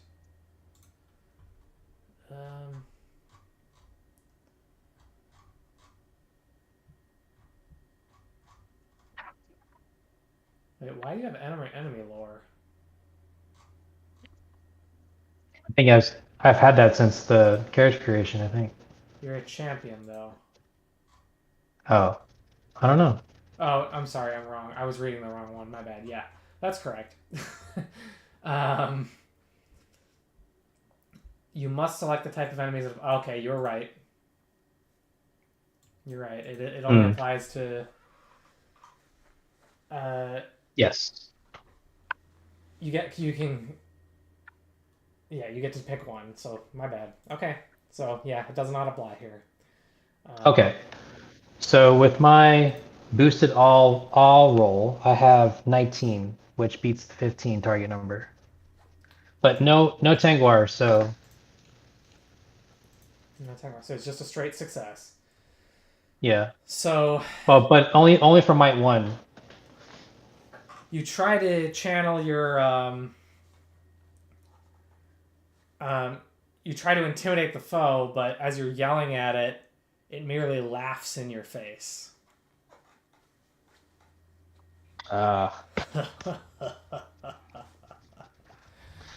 Get this. Out of my 5d6s, 4 of them were 2s.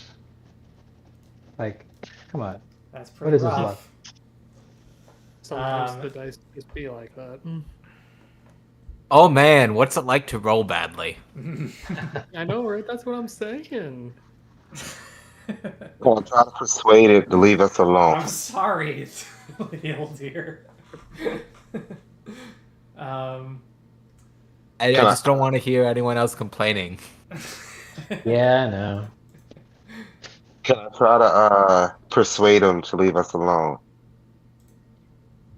I don't think you can persuade this being of pure evil. I think I can. now, I don't. Can you? No, I don't think you can persuade in the heat of battle. That's lame. I stab it in the face. okay. I like that. I like face. that option better. Okay. Let's see. I Now, got 3 swords. I will still allow you to make a lore roll, Ella, here, after it laughed in your face. Oh, you you want okay. You just won't be able to use the enemy lore thing to get inspired on a use of hope.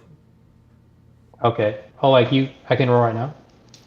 You may roll, but if you spend a hope, you only get 1 extra dice. Hmm. Extra die, excuse me.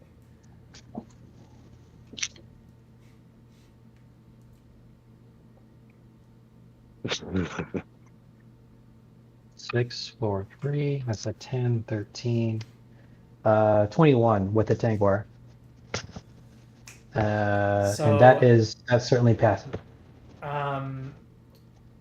Undead are famously not particularly swayed by typical attempts at reason or intimidation. You cannot really scare them in the way you can a normal person. Yeah. Not Belcor, what you without doing, some boy? sort of magical means. I'm gonna stab it in the face. Yeah, kill this You bitch. didn't hear what I said, did you? Kill this all. I will kill the impudent worm. Equin, did you hear what I said? Oh wait. Huh? Oh no. What was that? What was that second part? I said no normal means will be able to no typical means will be able to intimidate frighten or cow, whatever word you want to use, an undead. Right. Right. That does not mean they cannot be intimidated or cowed.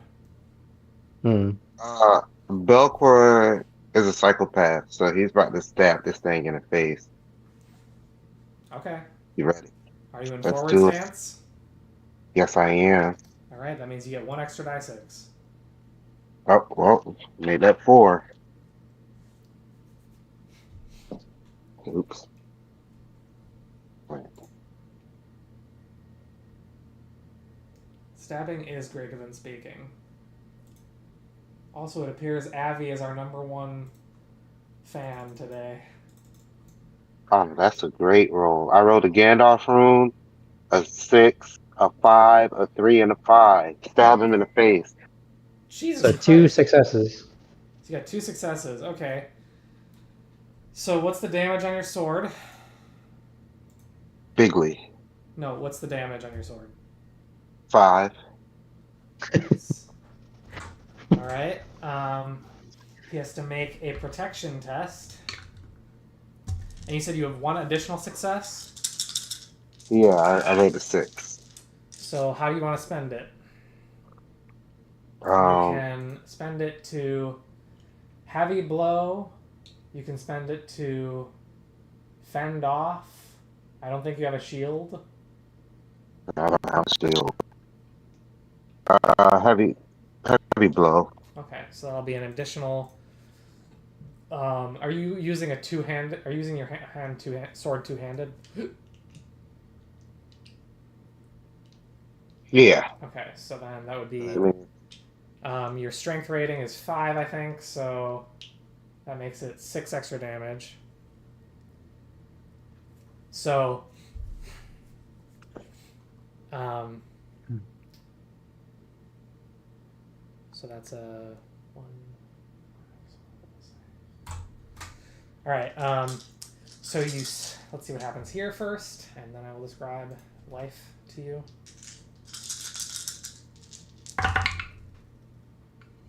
Okay. What's the injury rating on your sword? Two-headed would be 18. 12, 16, 17. Okay. I should have spent a hate there. I am the beat. So you jump in and you stab straight into the heart of this undead, as you normally would. The creature eyes briefly go out and then brighten angrily and turn straight towards you. He spends 2 hate to not die. Ah. Belcourt smiles madly and looks around in the eye and says, "Let's play some more." And I want to shank it again, but I gotta wait till my next turn. Yep.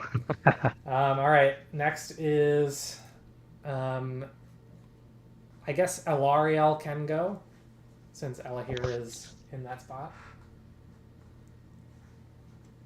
Okay. Let me go. I guess she just shoots again. Combat rolls, you can spend a hope for an extra die or no?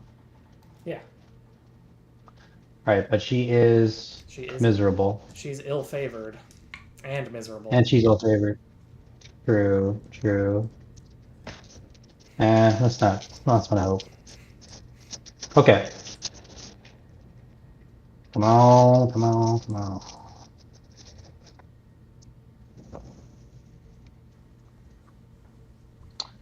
Well, she got an ISR on. Auto fail, so she misses. Yep. So tries to shoot in, but all these people bumping around knocks her over, and she doesn't pull the string. Doesn't get to shoot her bow. Hildir, you're up next.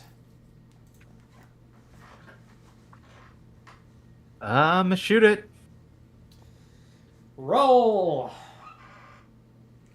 Miss. You know what? That's an improvement. I rolled some dice above a 3. Didn't you have 3 D6s? Yes, I had. It was a 4, a 2, a 4, and a 4. Jesus Christ. So were you 2 away from getting it? Yeah, which is much better than what I have been getting. So, slow progress. You'll get there. Okay, sorry.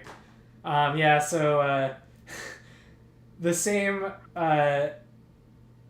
Brethel had bumped into Elariel by mistake, and she consequently bumped into you and knocked you off your aim. Noor, you're up next. Frickin' Brethel. Okay, I will assume the defensive stance. I'm shooketh. I am shooketh. You are shooketh. Noor is a scared.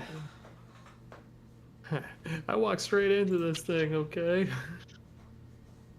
So I'll defensive stance and swing an axe at it in self-defense. Alright, go for it. So let's see. Defensive, I lose 1 attack. Okay, so lose a dice. I assume that an 11 doesn't do anything. Well, what's your target number? I assume it's greater than 11. Yes. Yeah, much okay, greater so than you miss 11. then. Yeah, you swing your axe at the creature, and as it's swaying, it swiftly ducks under your axe, almost unnaturally.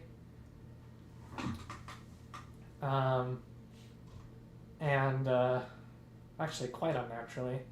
But it is now White's turn, and he's going to turn his attention to the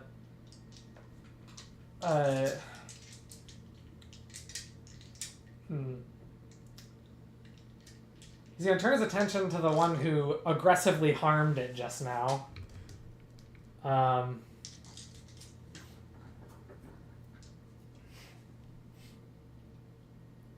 And he's going to spend 1 hate to use dreadful spells.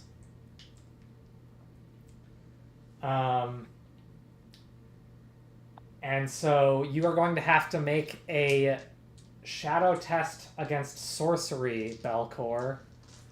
This uses your wisdom rating. Does he fear me? LOL. You see, My wisdom rating? yes. Oh, that would be 1, 2. Okay. I'm gonna spend a hope on myself.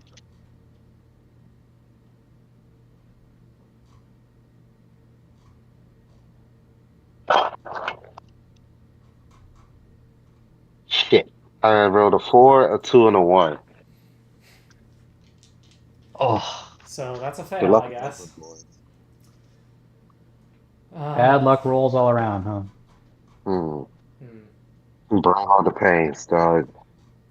So you failed. You now gain. Sorry, I shouldn't have done what I just did. I was looking for a combat thing. I guess I should have looked in the combat section. Well, anyway. Alright, so you gain 3 shadow points. And since you Holy shit. and since you failed your shadow test, you also suddenly find yourself falling unconscious. What? What? How do I gain back consciousness? Um well, I'm going to have to ask. I will let Ella here and Hildir make lore rolls to find out. Come Okay. on, brethren. Oh, wait. Come on, shit. Yeah. Or to gain a hint, I guess, rather. Hilder, what'd you get?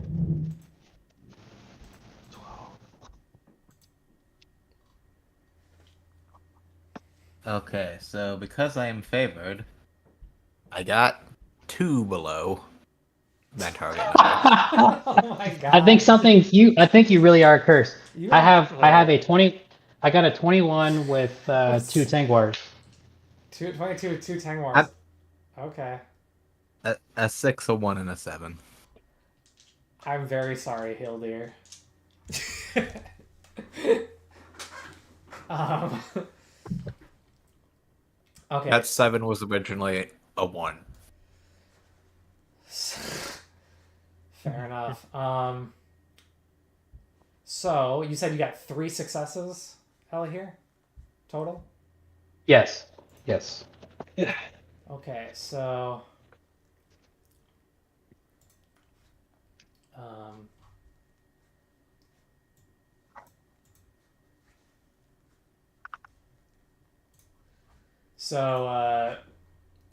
what we'll say here is that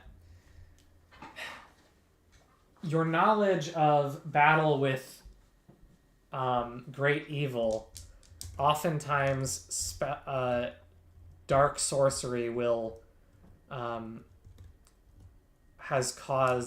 have caused people to fall unconscious. Indeed, you actually heard a rumor about a rather fat dwarf traveling through the Mirkwood and falling victim to the cursed river in that haunted forest.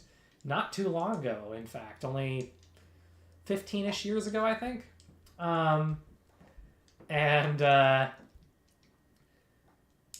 Such magical sleep can only be is not easy to rouse. That's your first success. Your second success is it often takes, consequently, a certain amount of power to rouse such people from such a dark sleep, whether that be through healing or otherwise. In this case, however, and this is your third success, you are at least aware enough of these barrow wights having been a rather recent development in the world that their sorcery can be counteracted by song. Ooh. Okay. However, that was only the secondary action of the barrow wight, and he is now going to attack the dwarf. No, Oh, come on. no. Pick on someone of your own size. Your parry is greater than 16. Oh, mine? Yeah, No. it is 16. No, it is not. It is below 16. It is 15. Okay. Oh no! You take 5 points of endurance damage. I actually think I forgot to roll for Brethel and Sulurian, so I should do that. Oh, for their attacks. Yeah. Sulurian will go forward. And she does pretty damn well. That's definitely going to be a hit, and she's going to deal a couple heavy blows. Nice. Wow. So Hilda, you're out here getting shown up by some NPCs. No, I'm sorry. I'm sorry, Hilda. what weapon is she using? I guess she would use... I'm going to give her sword and shield, because why not? So she's going to use a long sword for 5 damage. Her strength is 5. So she's going to deal 15 total points of damage.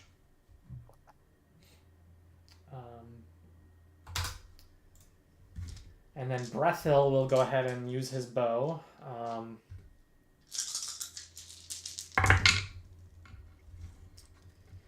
And he will miss. All right. Now it is Belcor's turn. Oh, wait, he's unconscious. I will add to you the information you gain. Belcor will wake up without a song roll eventually, and it won't take that long. But the faster way to do it, obviously, is using song. Anyway, so Ella here and Elariel get to go now. I'm gonna attack it. So, throwing some spears. Hey, Katie.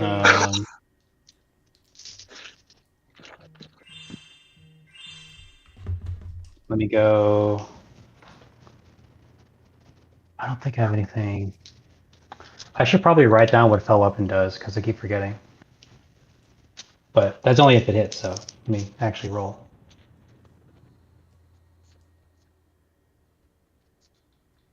Let me spend a hate. Oh, sorry, not a hate, a hope. You can't spend a hope. Are you talking about Ella here? Yeah. You can't spend a hope because you failed your shadow test. Oh. Yeah, okay. Sorry. And Elariel can't spend hope anyway. She can't afford to. She can spend it. She can afford to all she wants. She doesn't. She's not even gonna get any penalties for it at this point, except for True. having Might as well, right? Yeah.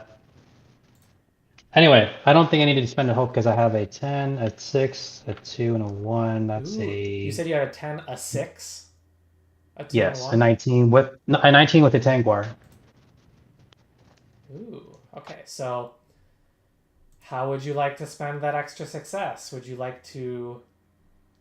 Oh, actually, no. 10 automatically triggers Pierce. So, Oh, okay. So let me do a double heavy blow with that Tangwar. All right, so what does your spear's damage do? 5. 5? 5. All right, so did you run into the battle to get into melee range? I forgot what you said. Yes, I was already in forward stance for that Intimidate, which that's failed. right. That's right. So you bring your spear in, and you similarly stab it in the skull, and it actually penetrates it. But again, the light flashes, and let's see how this protection test goes. Eye of Sauron. Of course. So he spends only 1 hate to not die. Hmm. We gotta get Interesting. Okay. Observe. So he's at. He is. So a Pierce would have killed him, but there's a special mechanic with this foe where he gets to Well, roll some kind of protection, and if he succeeds, he gets to. That determines the amount of hate he spends to stay alive. So I think we actually have to expend all of his hate. right. That's the same conclusion I just came to. I was about to mention that to you guys, but you beat me And to it. Stug wanted to I say thought that's something. just how combat works. I did not. I just been trying to kill him. well, I will just. I don't We know. had the same Troll. shit with the troll, didn't we? It's the same more or less as the troll, in a way. Well, okay, it's not the same as the troll. There's a little bit of a difference here, but It gets to spend hate to not die. yes.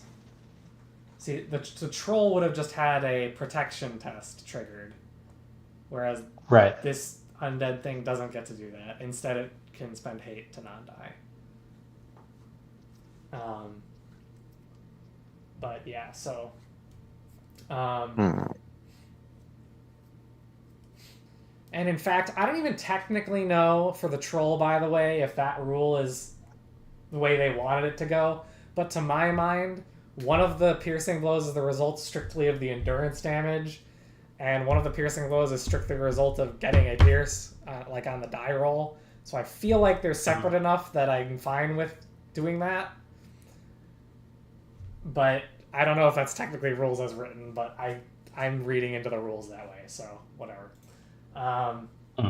Anyway, it is Elariel's turn now. Yeah. So Ella here prepares himself for the inevitable revenge that this thing will try to do on him now. Ilario, of course, is still in a rearward stance. I think the best thing she can do. Actually, what is the special secondary action that she can do? Combat task. Rearward, prepare shot. Prepare shot.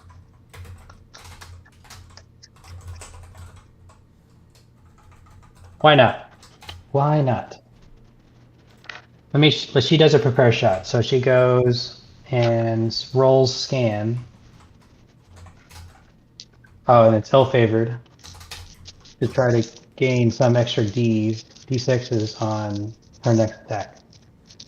So she will do that. Of course, her lower d12 is a 1. Nope, that's a total of 11. So that failed.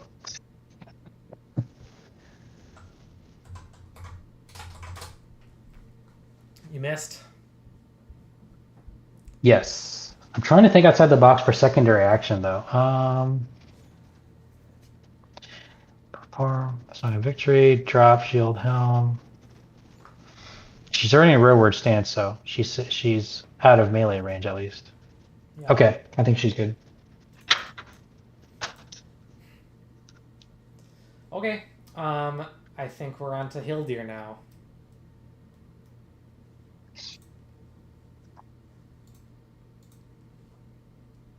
All right.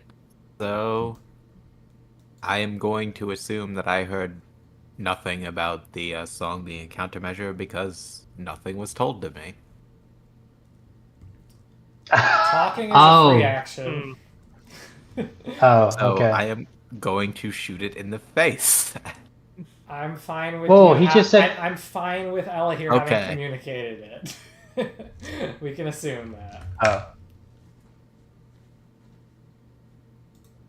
So if you would like to sing Okay. a song.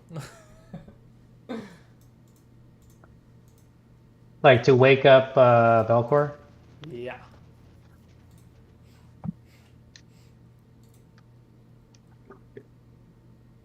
Home and beyond. Where am I? On the table. Alright, that is a 20 with a Tangwa wound. 20 with a Tangwar rune. Nice. Okay. Wait a minute. That is a 21 with a Tangwa wound. Okay. Nice. I'm gonna do something nice. So not only does Belcor wake up, it cancels one of the shadow points. Woohoo! All right, hold on. Let me Um, account for that. And you know what? Yeah, nicely done. You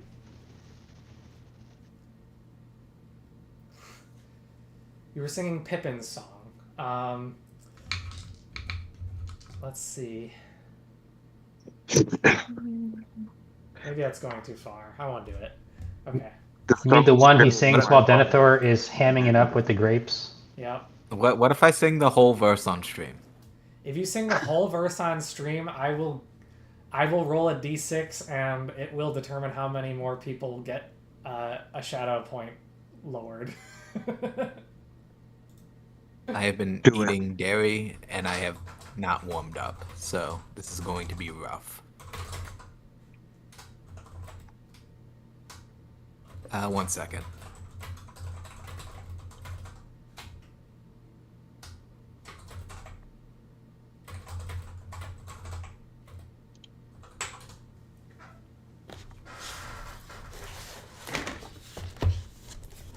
Home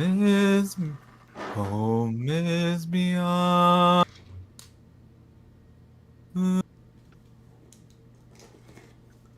the heaven, and there are many paths to tread through shadow to the edge of night. Until the stars are light, mist and shadow, loud and shade, all shall, all shall fade.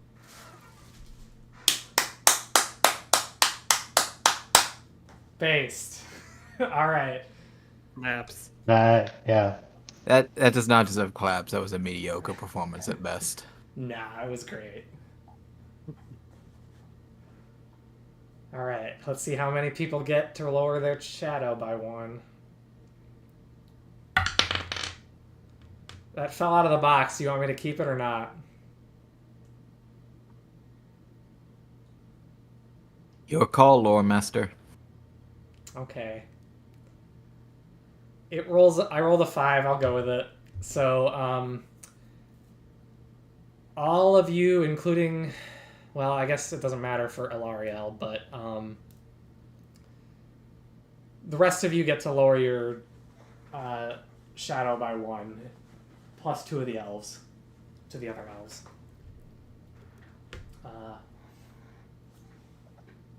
Wow. So there you go. Song is OP. Song is OP.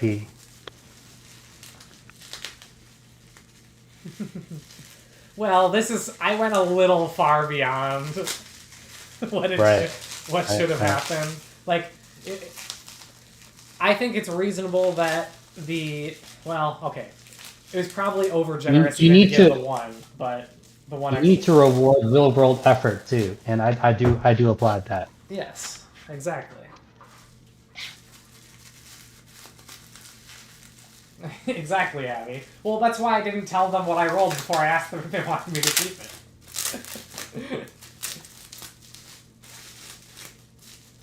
If they say yes, then they would have gotten that 5. If they'd said no, then I would have re-rolled it. And that would have the same. I'll do the same thing every time it happens, regardless of whether. Yes, it is. Sorry, everyone, for the noise. I'll do the same thing if it's a low roll. If it lands outside the box. If it's a low roll. Okay, actually, I should phrase it this way because sometimes low rolls by me are good for the players. If it's a beneficial or a It's a positive or a negative roll for the players. I will, in fact, I will always ask first. But anyway, that's what happens. Next up is, Hildur just sang. So you do have a secondary action if you want to do it. Otherwise, Noor is next. Okay. Feeling inspired by the song we just heard, I'm gonna move into a forward stance. I'm not playing around no more. This axe is going in that thing's head, one way or another. And I'll burn another dice. Are you trying to spend hope? Yeah, spend a hope on the attack roll. You cannot do Oh, that. can't. You can't do that? Never mind. Okay, maybe not. Because you failed your shadow test at the beginning, remember? Right. You're right. Okay, well, still get the extra one for the forward stance. Here we go. That fell. Do you want me to still use it? Sure. Okay. Unless it was bad, in which case you can. And nope. 21 total. Any sixes? 1 6. All right. What was the roll on your D12? 4. Okay, so that pierce won't help you. So I'm assuming you want to go with heavy blow. Yes, please. And this is your Matic, which I think does 7 damage. That is right. So 7 damage plus your heavy blow. Your strength is what again? I have a the rating. Yeah, or your strength rating. 5. Okay, so that's a total then of 13 points of damage. So you swing it and jam it right in the side of the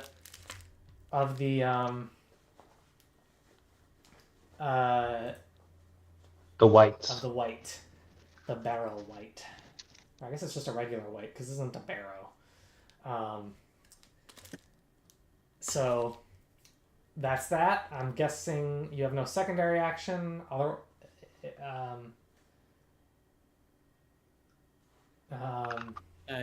don't think either. Just a very hefty roar as I bring the axe down onto it. Nice. Face. All right.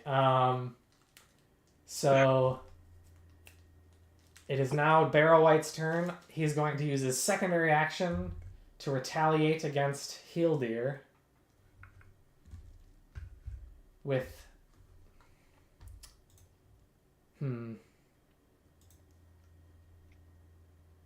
Aw, why Hildir? Maybe he won't do that. I'm awake now, right? Yeah, you're awake. Oh, I'm gonna fuck this shit up. Motherfucker knocked me out, Equin. He can't survive. I love it. I'm gonna bite his ear off like Mike Tyson. I guess he'll just spend a hate to try and kill somebody. That motherfucker. So he's going to smack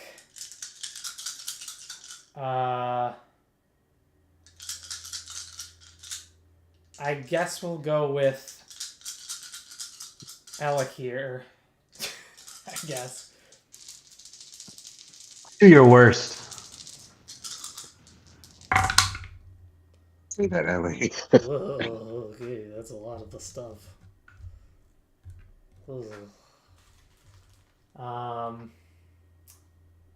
How does that work for him? Uh-oh.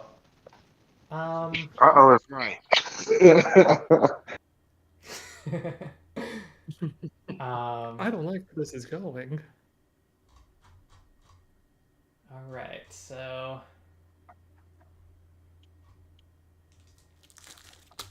oops.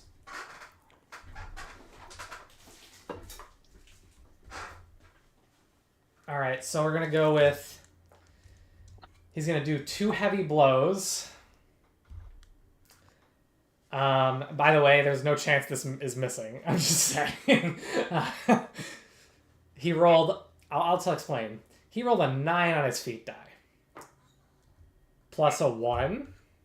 Plus a 6. Plus a 6. Plus a 6. Oh my god. Oh, man. So he's going to do 2 heavy blows, which means endurance-wise, you take...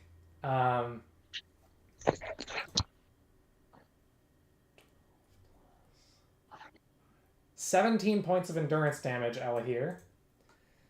God damn. And he's also going to get a piercing blow. So you have to make a protection test now. Okay. You got it, buddy. I'm right here behind you. Is that my... This is my armor, right? Yeah. Your armor rating will tell you how many d6s you roll. Yes.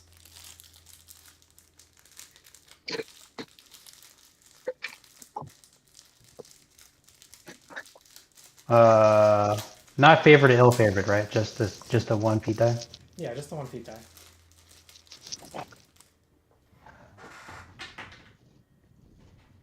Take that, bitch.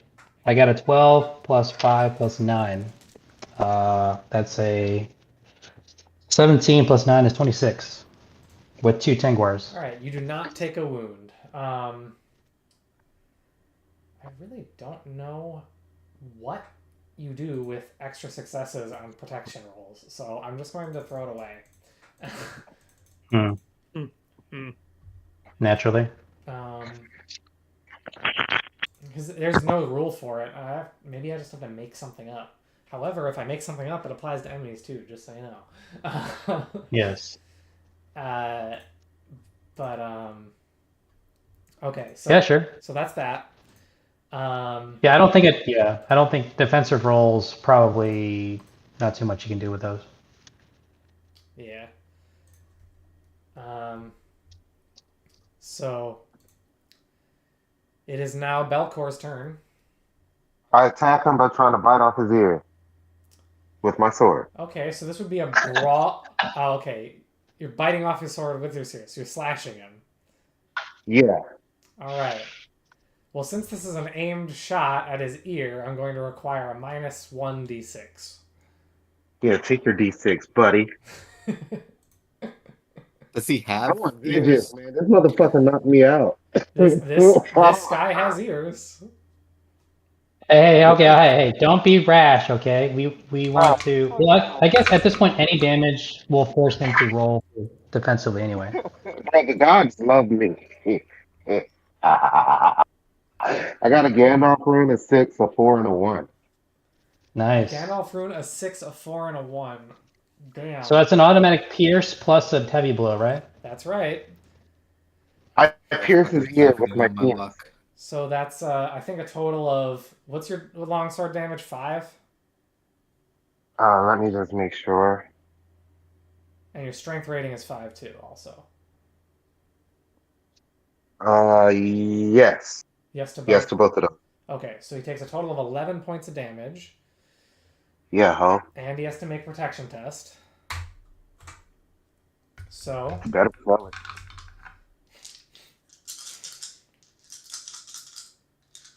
I'm going to spend... Does he have to roll twice because it also pierce? Does he have to roll twice because it also pierced, right? Yeah, he has... No, he just has to roll once. Okay.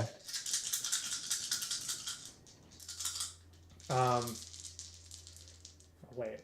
That's dumb. Alright.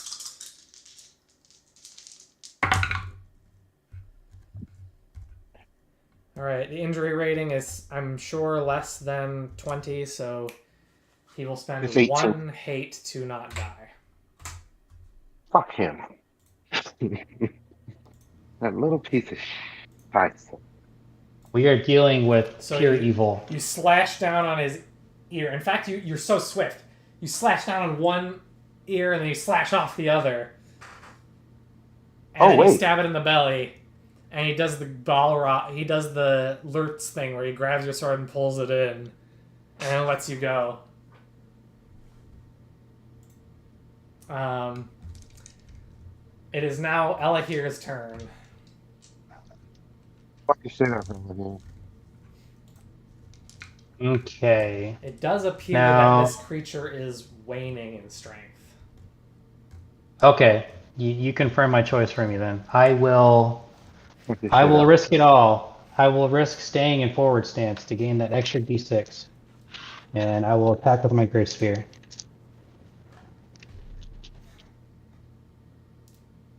Oh, but I'm wary, so anything 3 or below doesn't count. Yep.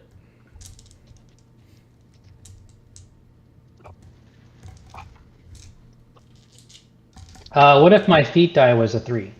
The feat die is exempt from that roll. Okay. So 10 plus 6 is 16, plus 3 is 18 with a Tangwar. No, the 1 doesn't count. I think that, yeah, so it's 10, 16, 19 with a Tangwar. Alright, so sounds like you're going to want to heavy blow this, right? Yes. Heavy blow the barrow white. What's your spear's damage and your strength roll rating? My strength rating is 5, my Great Spear damage is 5. Okay, so you do a total of 11 damage. Get a Bang, good pow. solid blow, and he appears very weak at this point. Well, he's getting there anyway. It is now Elariel. I always say her name weird. Elariel's turn. Elariel. Elariel. She... Last time she failed to knock an arrow. Let's just shoot now. So she has that. She could have been preparing shots.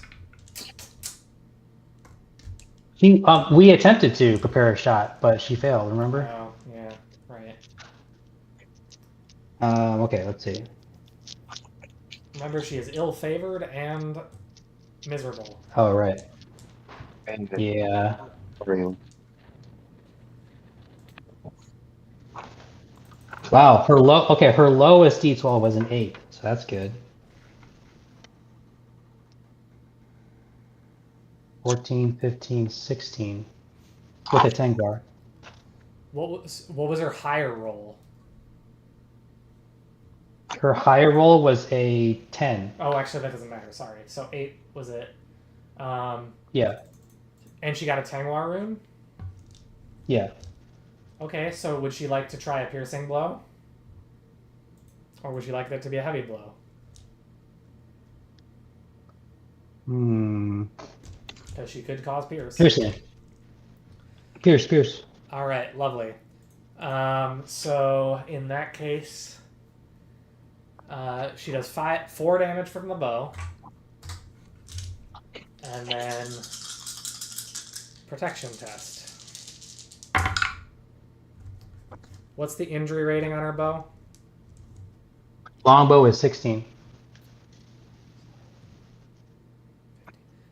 Barely fails.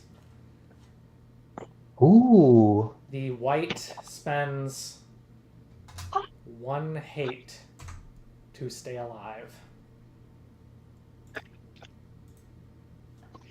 Hildy. We got this, boys.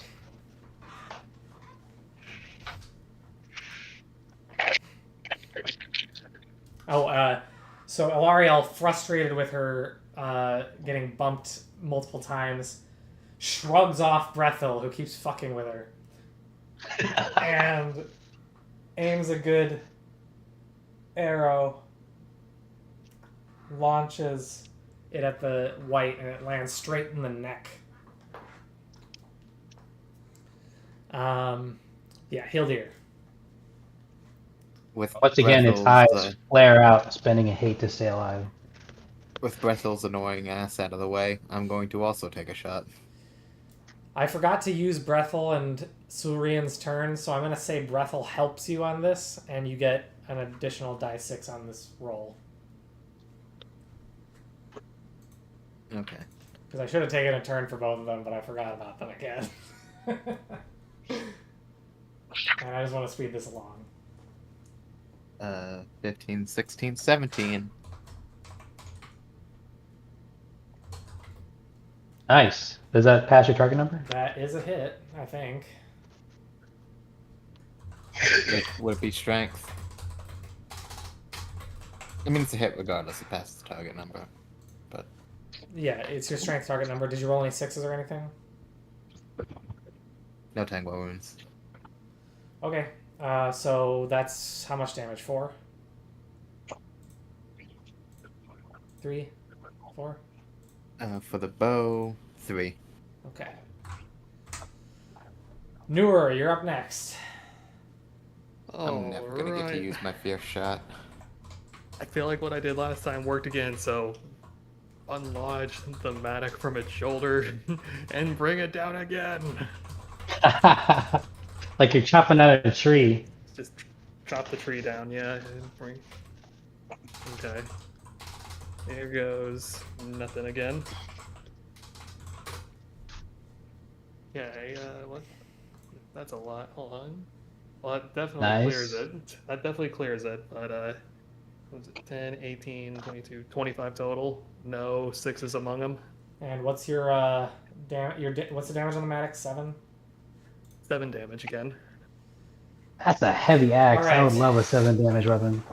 You dust off your shoulders,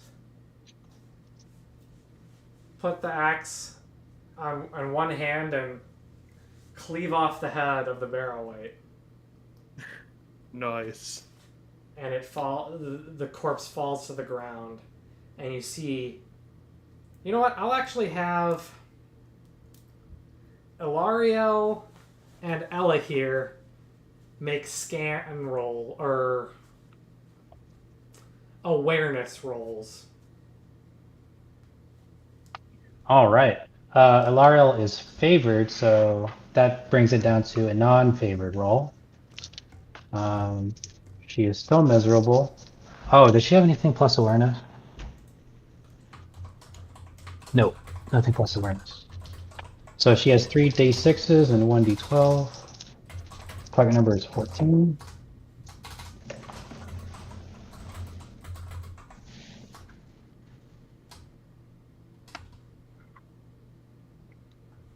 And she gets a 22 with a Tangwar rune. I mean, I guess I can also roll.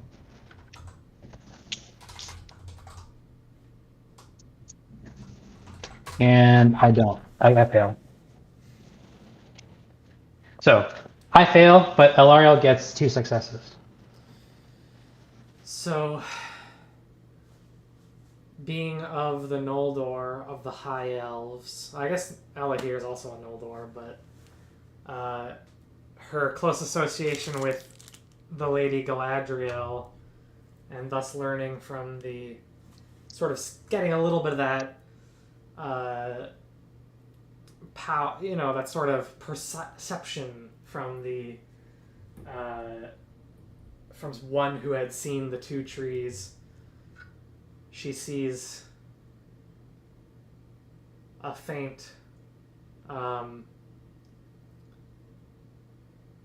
shade of spirit in the unseen realm, the unseen world, rise from the corpse and then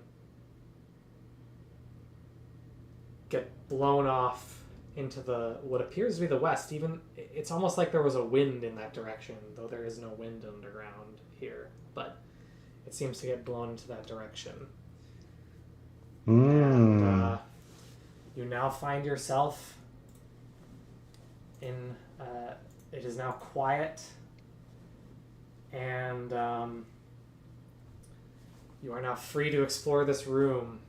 Looking around, you see, and this is part of what her awareness roll, you see a bunch of crates and barrels, which seem to have all been full of supplies. The smell of presumably rotten fruits and meats, perhaps, rotten salted meats or whatever, all spoiled. You do see some old adventuring gear like bows, arrows, knives, some scrolls that look like they're presumably maps or something, or maybe other kinds of notes. And you do see some coats of leather armor sitting around.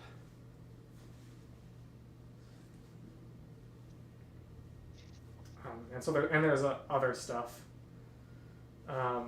You see, in particular,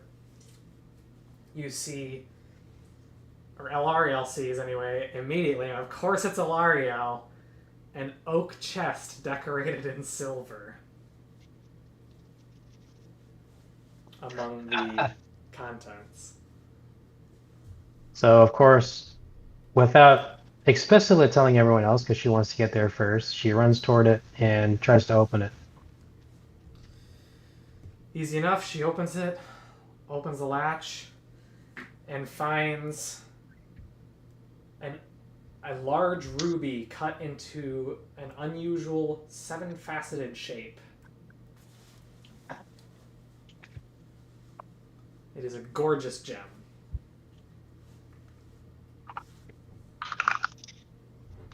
Just the ruby, like not not put on a ring or a bracelet or anything. It's just a large ruby. A 7-faceted shape. And immediately upon drawing it, Brethel goes, "That is surely the heart of Tyndalen."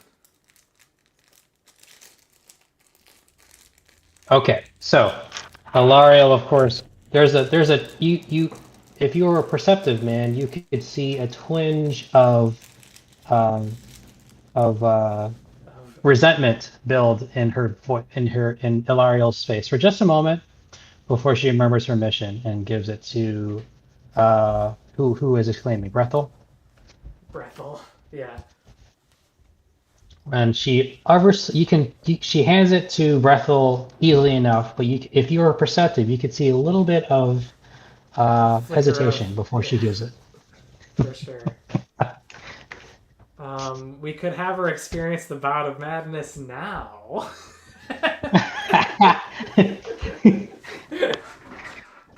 You know what? We defer to you, of course, when that should happen. I don't think that bouts of madness are voluntary things we decide to have whenever. I think it's a player choice. I think really? As written, Okay. I do think rules as written it is a player choice, even though it maybe should be also up to the GM. But you know what? Whatever.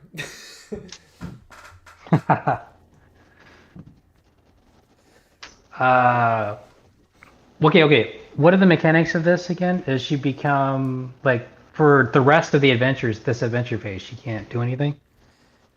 Literally forever until she decides to experience a bout of madness. She will be ill-favored on all rolls. Right. And specifically on the bout of madness, what are the mechanics of that? Like what happened?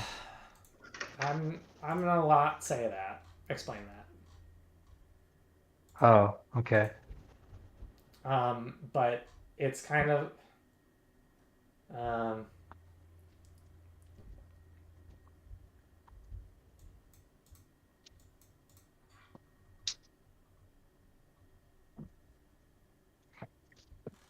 Oh, hello? Can you hear me? I can hear Yeah, you got it Okay. for a second there. you. Who, me? Yeah. Oh, well, so the player will... Okay, I guess I'll just explain this much. It's a bout of madness, so they lose control of themselves for a short period of time. They choose what happens, and they gain a flaw. So, depending on what happens, they may make a die roll of some sort. It's really just up to them, really.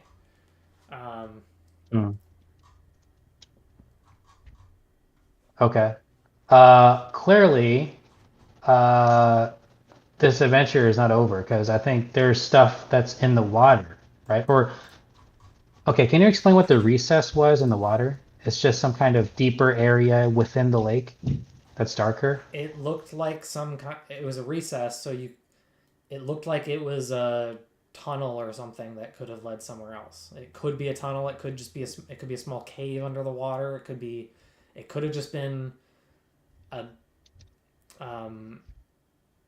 like a just like a weird underground cove or something, underwater cove or something that didn't go that deep. You couldn't quite see from there. You just saw the recess. So it could be a lot of things. Well, before Alara loses control of herself, I think she probably wants to try to heal. How damaged are you, Belcor?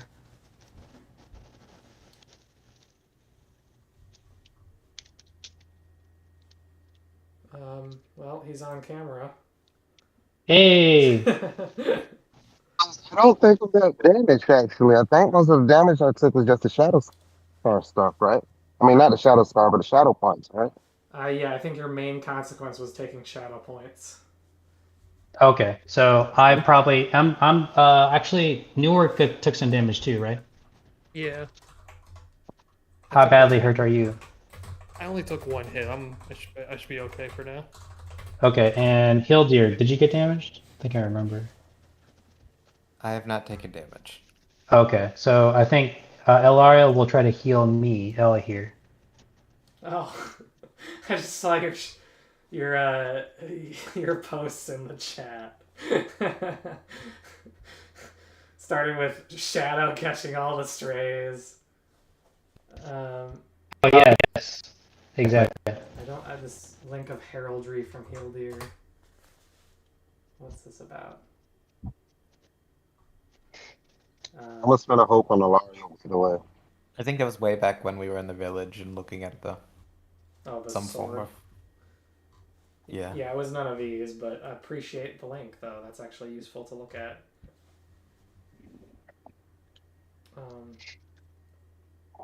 Anyway, so I think Elaria will try to heal myself. That means you get 2 dice. Well, you don't have a wound, so you're. But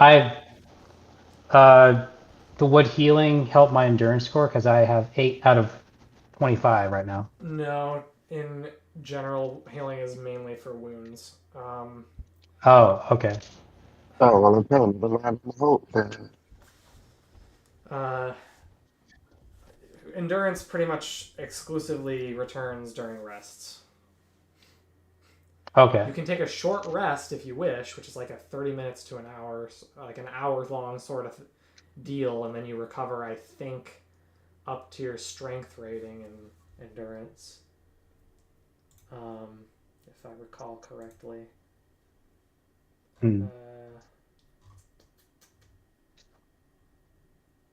Because I feel like the enemies aren't over with, maybe, because we only found the treasure, right? We still need to find Oronway himself. Yeah, you still need to look for Aranway. Which probably has something to do with that groove that led into the water.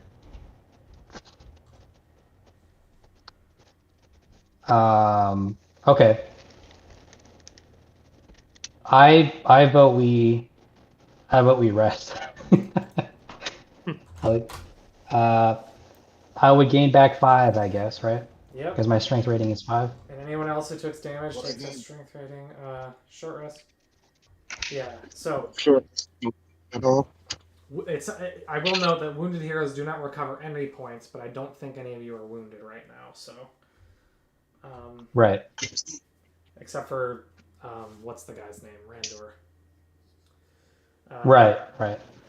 But yeah, everyone should recover any endurance loss they took. I don't think anyone. I'm not sure very many people took endurance hits though. Except me, I took 17. You took a lot. Because that's just because you got really unlucky and got like this insane blow dealt to you. Yeah. But I don't think anyone else was even hit. What? No, I took 1 hit at the very start. Yeah. I thought you missed psychological. So we just recover it?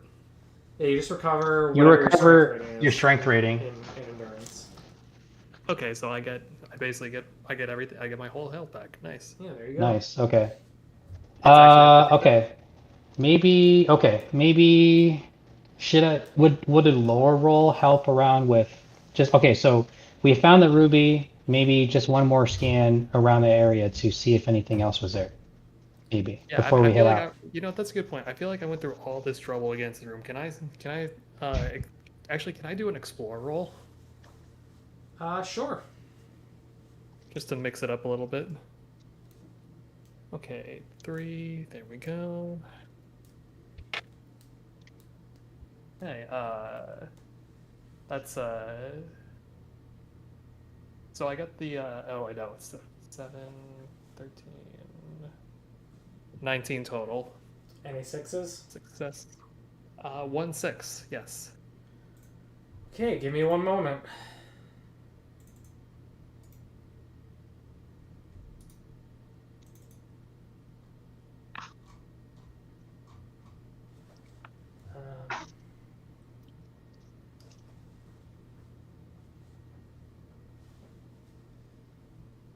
I'm gonna make a roll.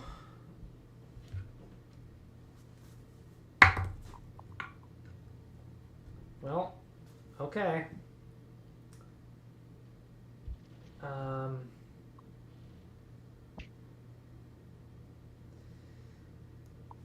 So as you're looking through this room, you're looking through all the spoils, and you're looking around. You actually go back to that silver chest, and you prod around with it. You start shaking it. You hear a little bit of a rumbling from the bottom. As you look on the underside, you see a little latch, and you open it, and you find inside is a golden ring carved into the likeness of an eagle spreading its wings.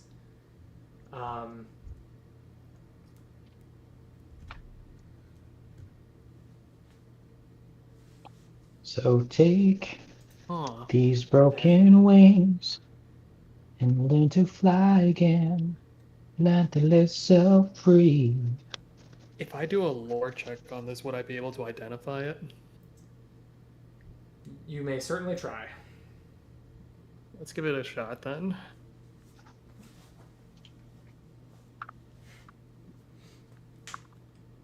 Oh, nice. All right, 21. Any sixes? 1 6. Jeez, okay. Nice. So you at least know this is not. This may well be. It doesn't make you think about the rings of power, because most of the lesser rings of power were sort of simple golden bands. They didn't have very fancy designs on them, at least from what you're aware. So this I mean, no one wants to think about Amazon Rings of Power. Of course not. And of course, when you put it on, well, then again, I guess as a dwarf, you wouldn't turn invisible, even if it was a ring of power. But you look at the likeness of the eagle, and you try to think back to what you've heard about old family heirlooms, and you think about, you're reminded of the of Gondolin, the hidden city in Beleriand in the First Age, and they had a close association with the eagles themselves. And that's what you first think of when you look at, as it is, an eagle spread. It's in the figure of an eagle spreading its wings that is what this ring is shaped on. And so you think, surely this is a ring from Beleriand, and perhaps from one of the great families of Beleriand. Unfortunately, that's all you're able to figure out at a glance. But given the power that, but you do also discern that this surely has magical properties. and you're extremely confident that this is a ring from forged in Gondolin in ancient days.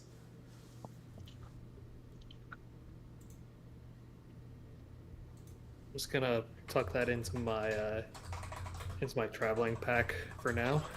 I wonder if that eagle was or was not carved in the likeness of one of the great eagles.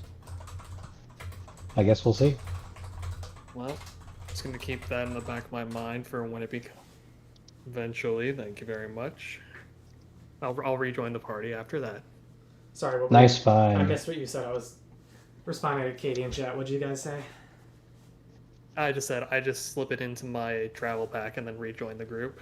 Cool, cool. I believe that's your first magic item. I think Yes, so too, yeah. and fully deserved too, because you found the door and you went in first. Yeah. It was actually very There we go. appropriate. I was going to make you find nothing unless I got a Gandalf rune or basically. And I Yeah. rolled a Gandalf rune. Oh hey, That's amazing. I love it. So Okay, but in this room, it's basically just a cavity inside the ground, right? There's no tunnels or passageways anywhere else, right? yeah, Noor did not find any like hidden passageways or anything, and nobody else noticed anything either. Okay, so this is just where the ruby was kept. Let me erase the ruby from Alariel's possession before Lucy reads this and gets ideas. We miss you, Lucy. And Come back. then I guess we venture back out and survey what we saw, the other thing we saw, which is in the water. Buddy. Hey, Lucy. Oh. So, are we all on board with that? Yeah, I am. Is your dog's name Lucy?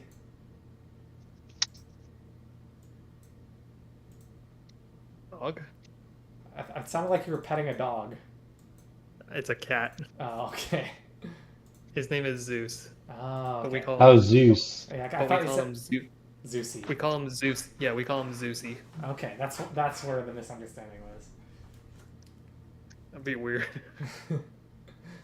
All right. So yeah, sorry. What were you saying, Equin? I think Noor was just saying that he was on board with the decision to crawl back out and resurvey that water.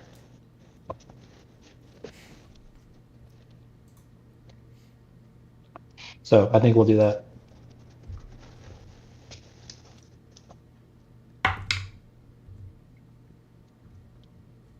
Uh-oh, another dice roll. Here we Alright. go. So you guys walk back to the shores, and the lake's still still very still, still dark. It's now a little darker. What are you guys gonna do? Sheesh. All right. I don't think Noor would be too willing to jump into the water again, right? I think I learned my mistake the last time. I don't know.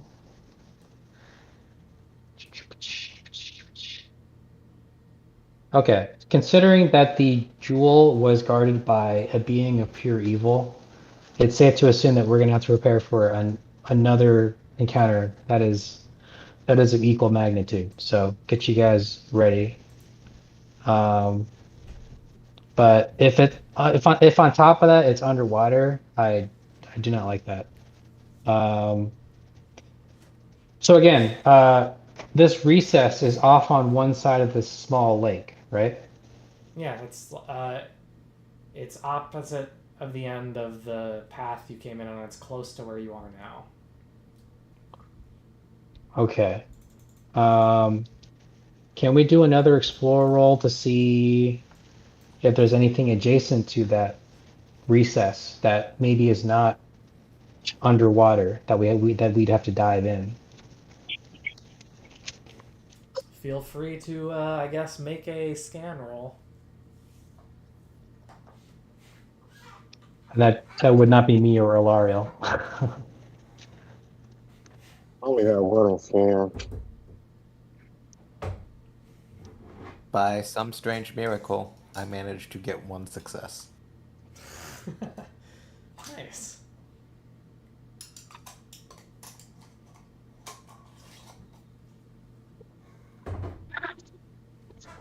All right. So you look around and you look at where the hole is, and you think about, and you see where, and as you look deeper into it, you do see it looks like a tunnel that leads further in. The only thing that you can think of is the direction that this hole is pointing in is roughly towards the east, maybe a little bit northeast, and that is the direction of the Brandywine. So Oh, let me open the map again. Oh, the river. Is that the Brandywine River? Yeah. That Sarnford straddles. I relay all this information. Or speculation, rather.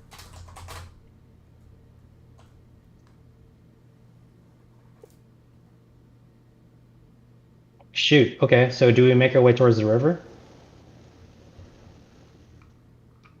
Seems like it, right? Because we follow the groove, which we assume was something being dragged, and then we go into the recess, which is actually a tunnel that goes toward the river. The obvious conclusion is that we should search around the river. well, the river is not super close to you, and plus you'd have to walk through the forest again. Hmm. So,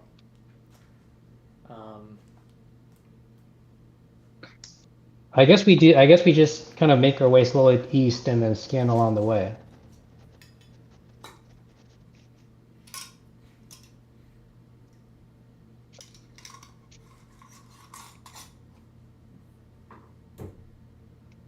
I don't know how much. I don't know how effective we would be if we just jump in and see where it goes.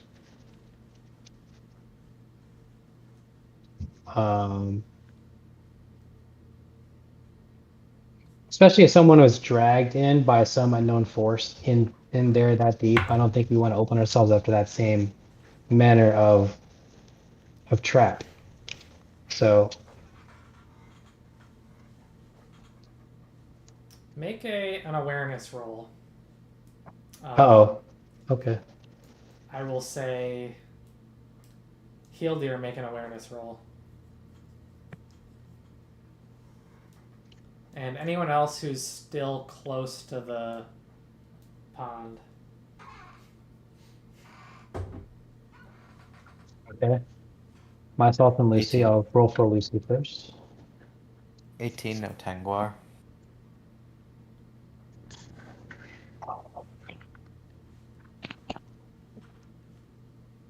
Same thing for Lucy. She got 18. No Tangwar.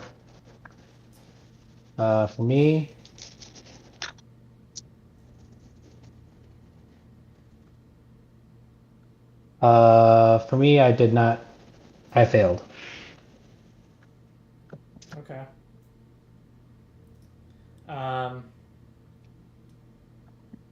Healdeer and Alariel. So Healdeer, you notice. Well, Alariel noticed the pond's water seems to be stirring and rising slowly. Healdeer, you notice that it appears to be ebbing out in the direction of Alariel Elahir, Randur, Solarian, and Brethil.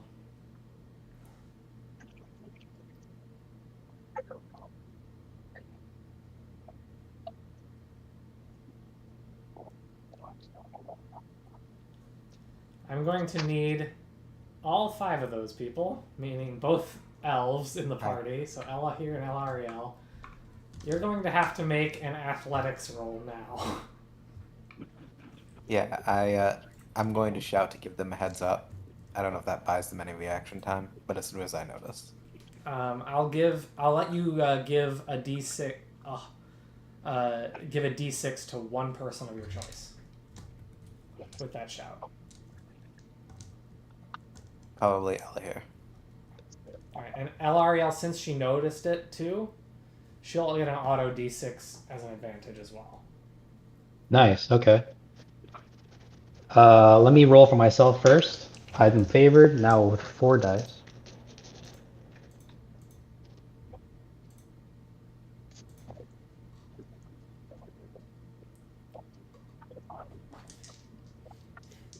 Nine plus 6 is 15 plus 3. 3 is 18. So I succeed with a Tangwar. Let me roll for Lucy. So she's ill-favored with 4.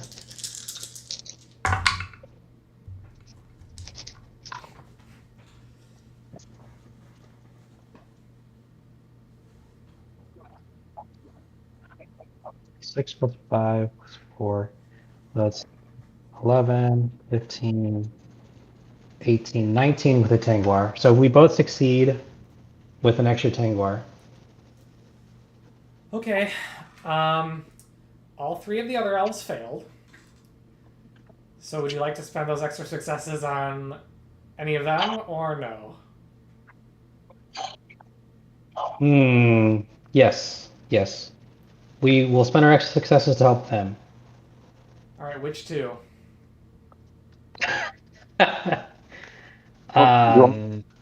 Oh, I feel like Randor gets the short end of the stick, because if we need to fight, we need to be able to fight. But, but we could potentially be consigning Randor to a demise, so I don't know. What's the injury rating on Randor? The injury rating on Randur? What do you mean? Because he's wounded, right? For He is. when we found him, right? Yeah. I mean, you don't know how wounded he is. It didn't look like he was dying. Right, right. Okay. We'll say Brethel and Suiren. All right, so as Elariel notices the water swirling around her feet, she jumps out of the way, and it splashes up in front of her into a big puddle, or a big, almost like a finger reaching out to grab her, but she dodges out of the way. Hildir shouts at Elahir to get out of the way the moment he sees it, and you notice the water suddenly too and jump out of the way as it reaches out for you. 3 fingers also head towards Brethel and Surian and Randur, and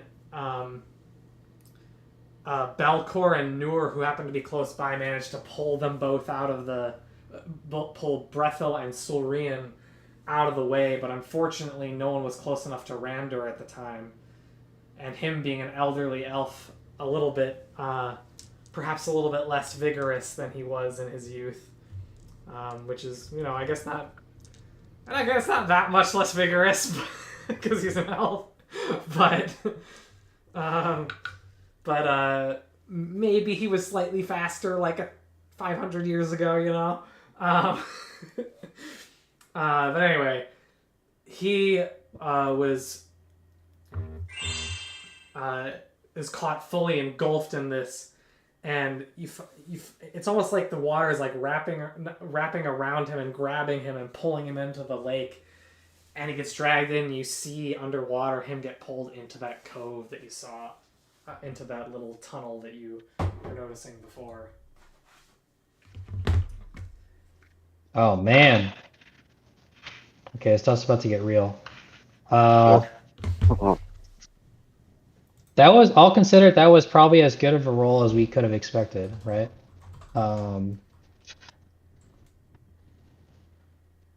Wow, okay. So obviously elves can't breathe underwater, so if we want to save him.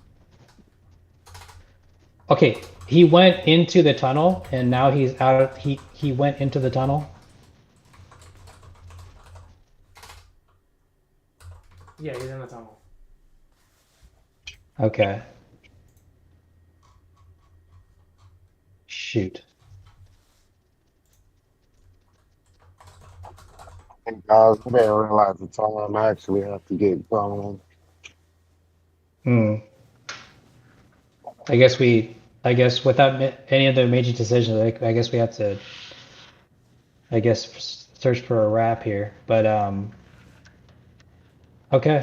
I'm at a, yeah, I'm not sure what nature of enemy we're fighting here. So I don't even know if it can damage water. Um, maybe someone's controlling it. But if we want to save Randor, I don't know any alternative other than jumping in.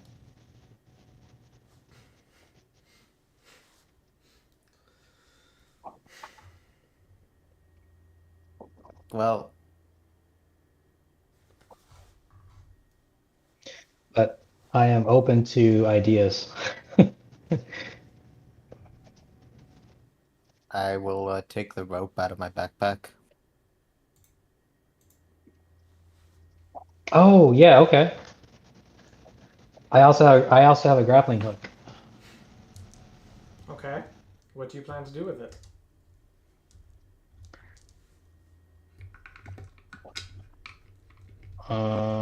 I don't have the best endurance to deal with it. I'm also wary. So any roll with three or under is bunk. Um, so I probably shouldn't be the one jumping in. I was thinking about tie a rope around myself and then jump in, right? And then have a Well, rope attached. I can give the other end to tie you guys to the tree and I can jump in.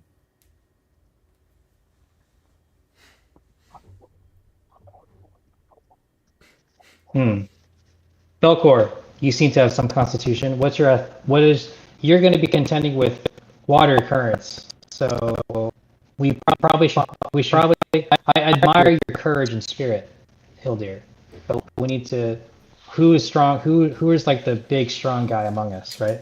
Athletics, maybe awe, no, Before I go, yeah. I have athletics, but I also have swift, and I'm willing to spend a point.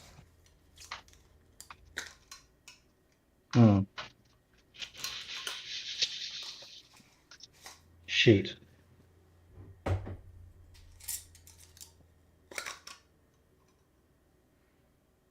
But I do have to get going. I got to get in work.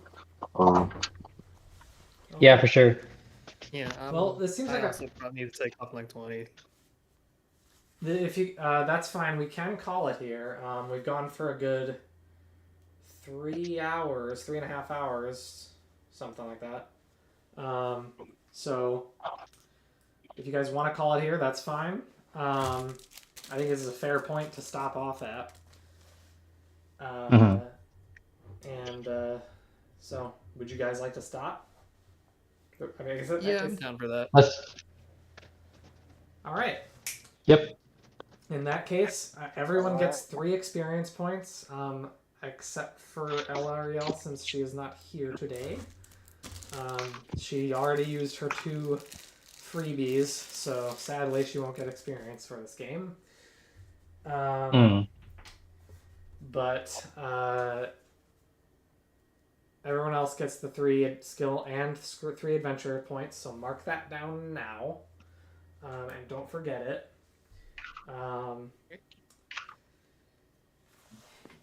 We can say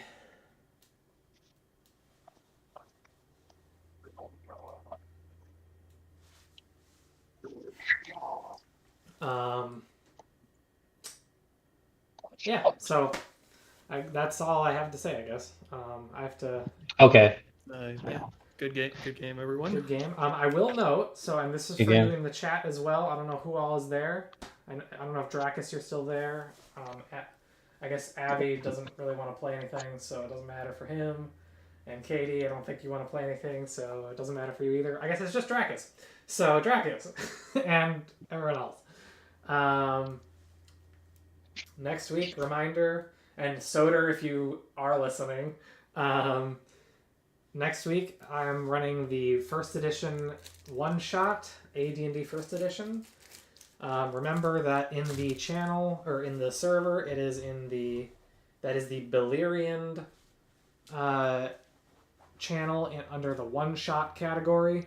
One-shots category. I have directions at the very beginning of the thing about how to make your character, or at least in terms of the number of, which dice rolling method they're concerned. Linked also is, of course, the player's handbook for first edition, so you can make a character that way. Keep in mind, you cannot pick your class arbitrarily. You have to qualify it based on your ability score rolls. But I'll help you. If any questions at any point, let me know. I can help you out with making the character. And of course, one further caveat I will note, but of course, if you need a reminder, I'll give it, is that there's a certain amount of starting gold that characters have in the game, of course, as usual. I don't remember off my hand what it is, but I do think it's dependent on class and stuff, so it should be listed in the player's handbook. But on top of whatever that starting gold is, you guys are also starting with, I think I said, 12,000 experience points. And so I'm also giving you 12,000 gold you can spend on various magic items and whatnot that you would like to have, and they're also listed in that channel. So, yeah. So, and the reason why 12,000 experience, note if you choose to make a multi-class character, your experience points are divided evenly between your classes, whether it's 2 or 3. So if you have 2 classes, that'll be 6,000 per class. If you have 3 classes, it'll be 4,000 per class. So, anyway, rant over. Let me know who all can make it next week, and who might need help making characters, and we'll work it out as we can. But other than that, Sounds like you guys will have a lot of fun. are you not coming next week? I might, but I don't know. There might be something in talent that might fall through, so I'm not sure yet. When do you need to know by? I mean, it's gonna happen regardless at this point, so I'm gonna say, Thursday it'd be nice, so that way if you need help, I can help you, because I'll have time to, help you. Bye. For sure. Oh, but that was Stony. Oh. I thought you left. I was confused. Mm-hmm. Yeah, sorry, Stony. We took too long. Have a good one, Bye, Stony. Stony. So long, Stony. Alright, anyway. Thank you for watching, thank you for playing, and I guess we'll end the stream there. Bye, everybody. Bye-bye, YouTube.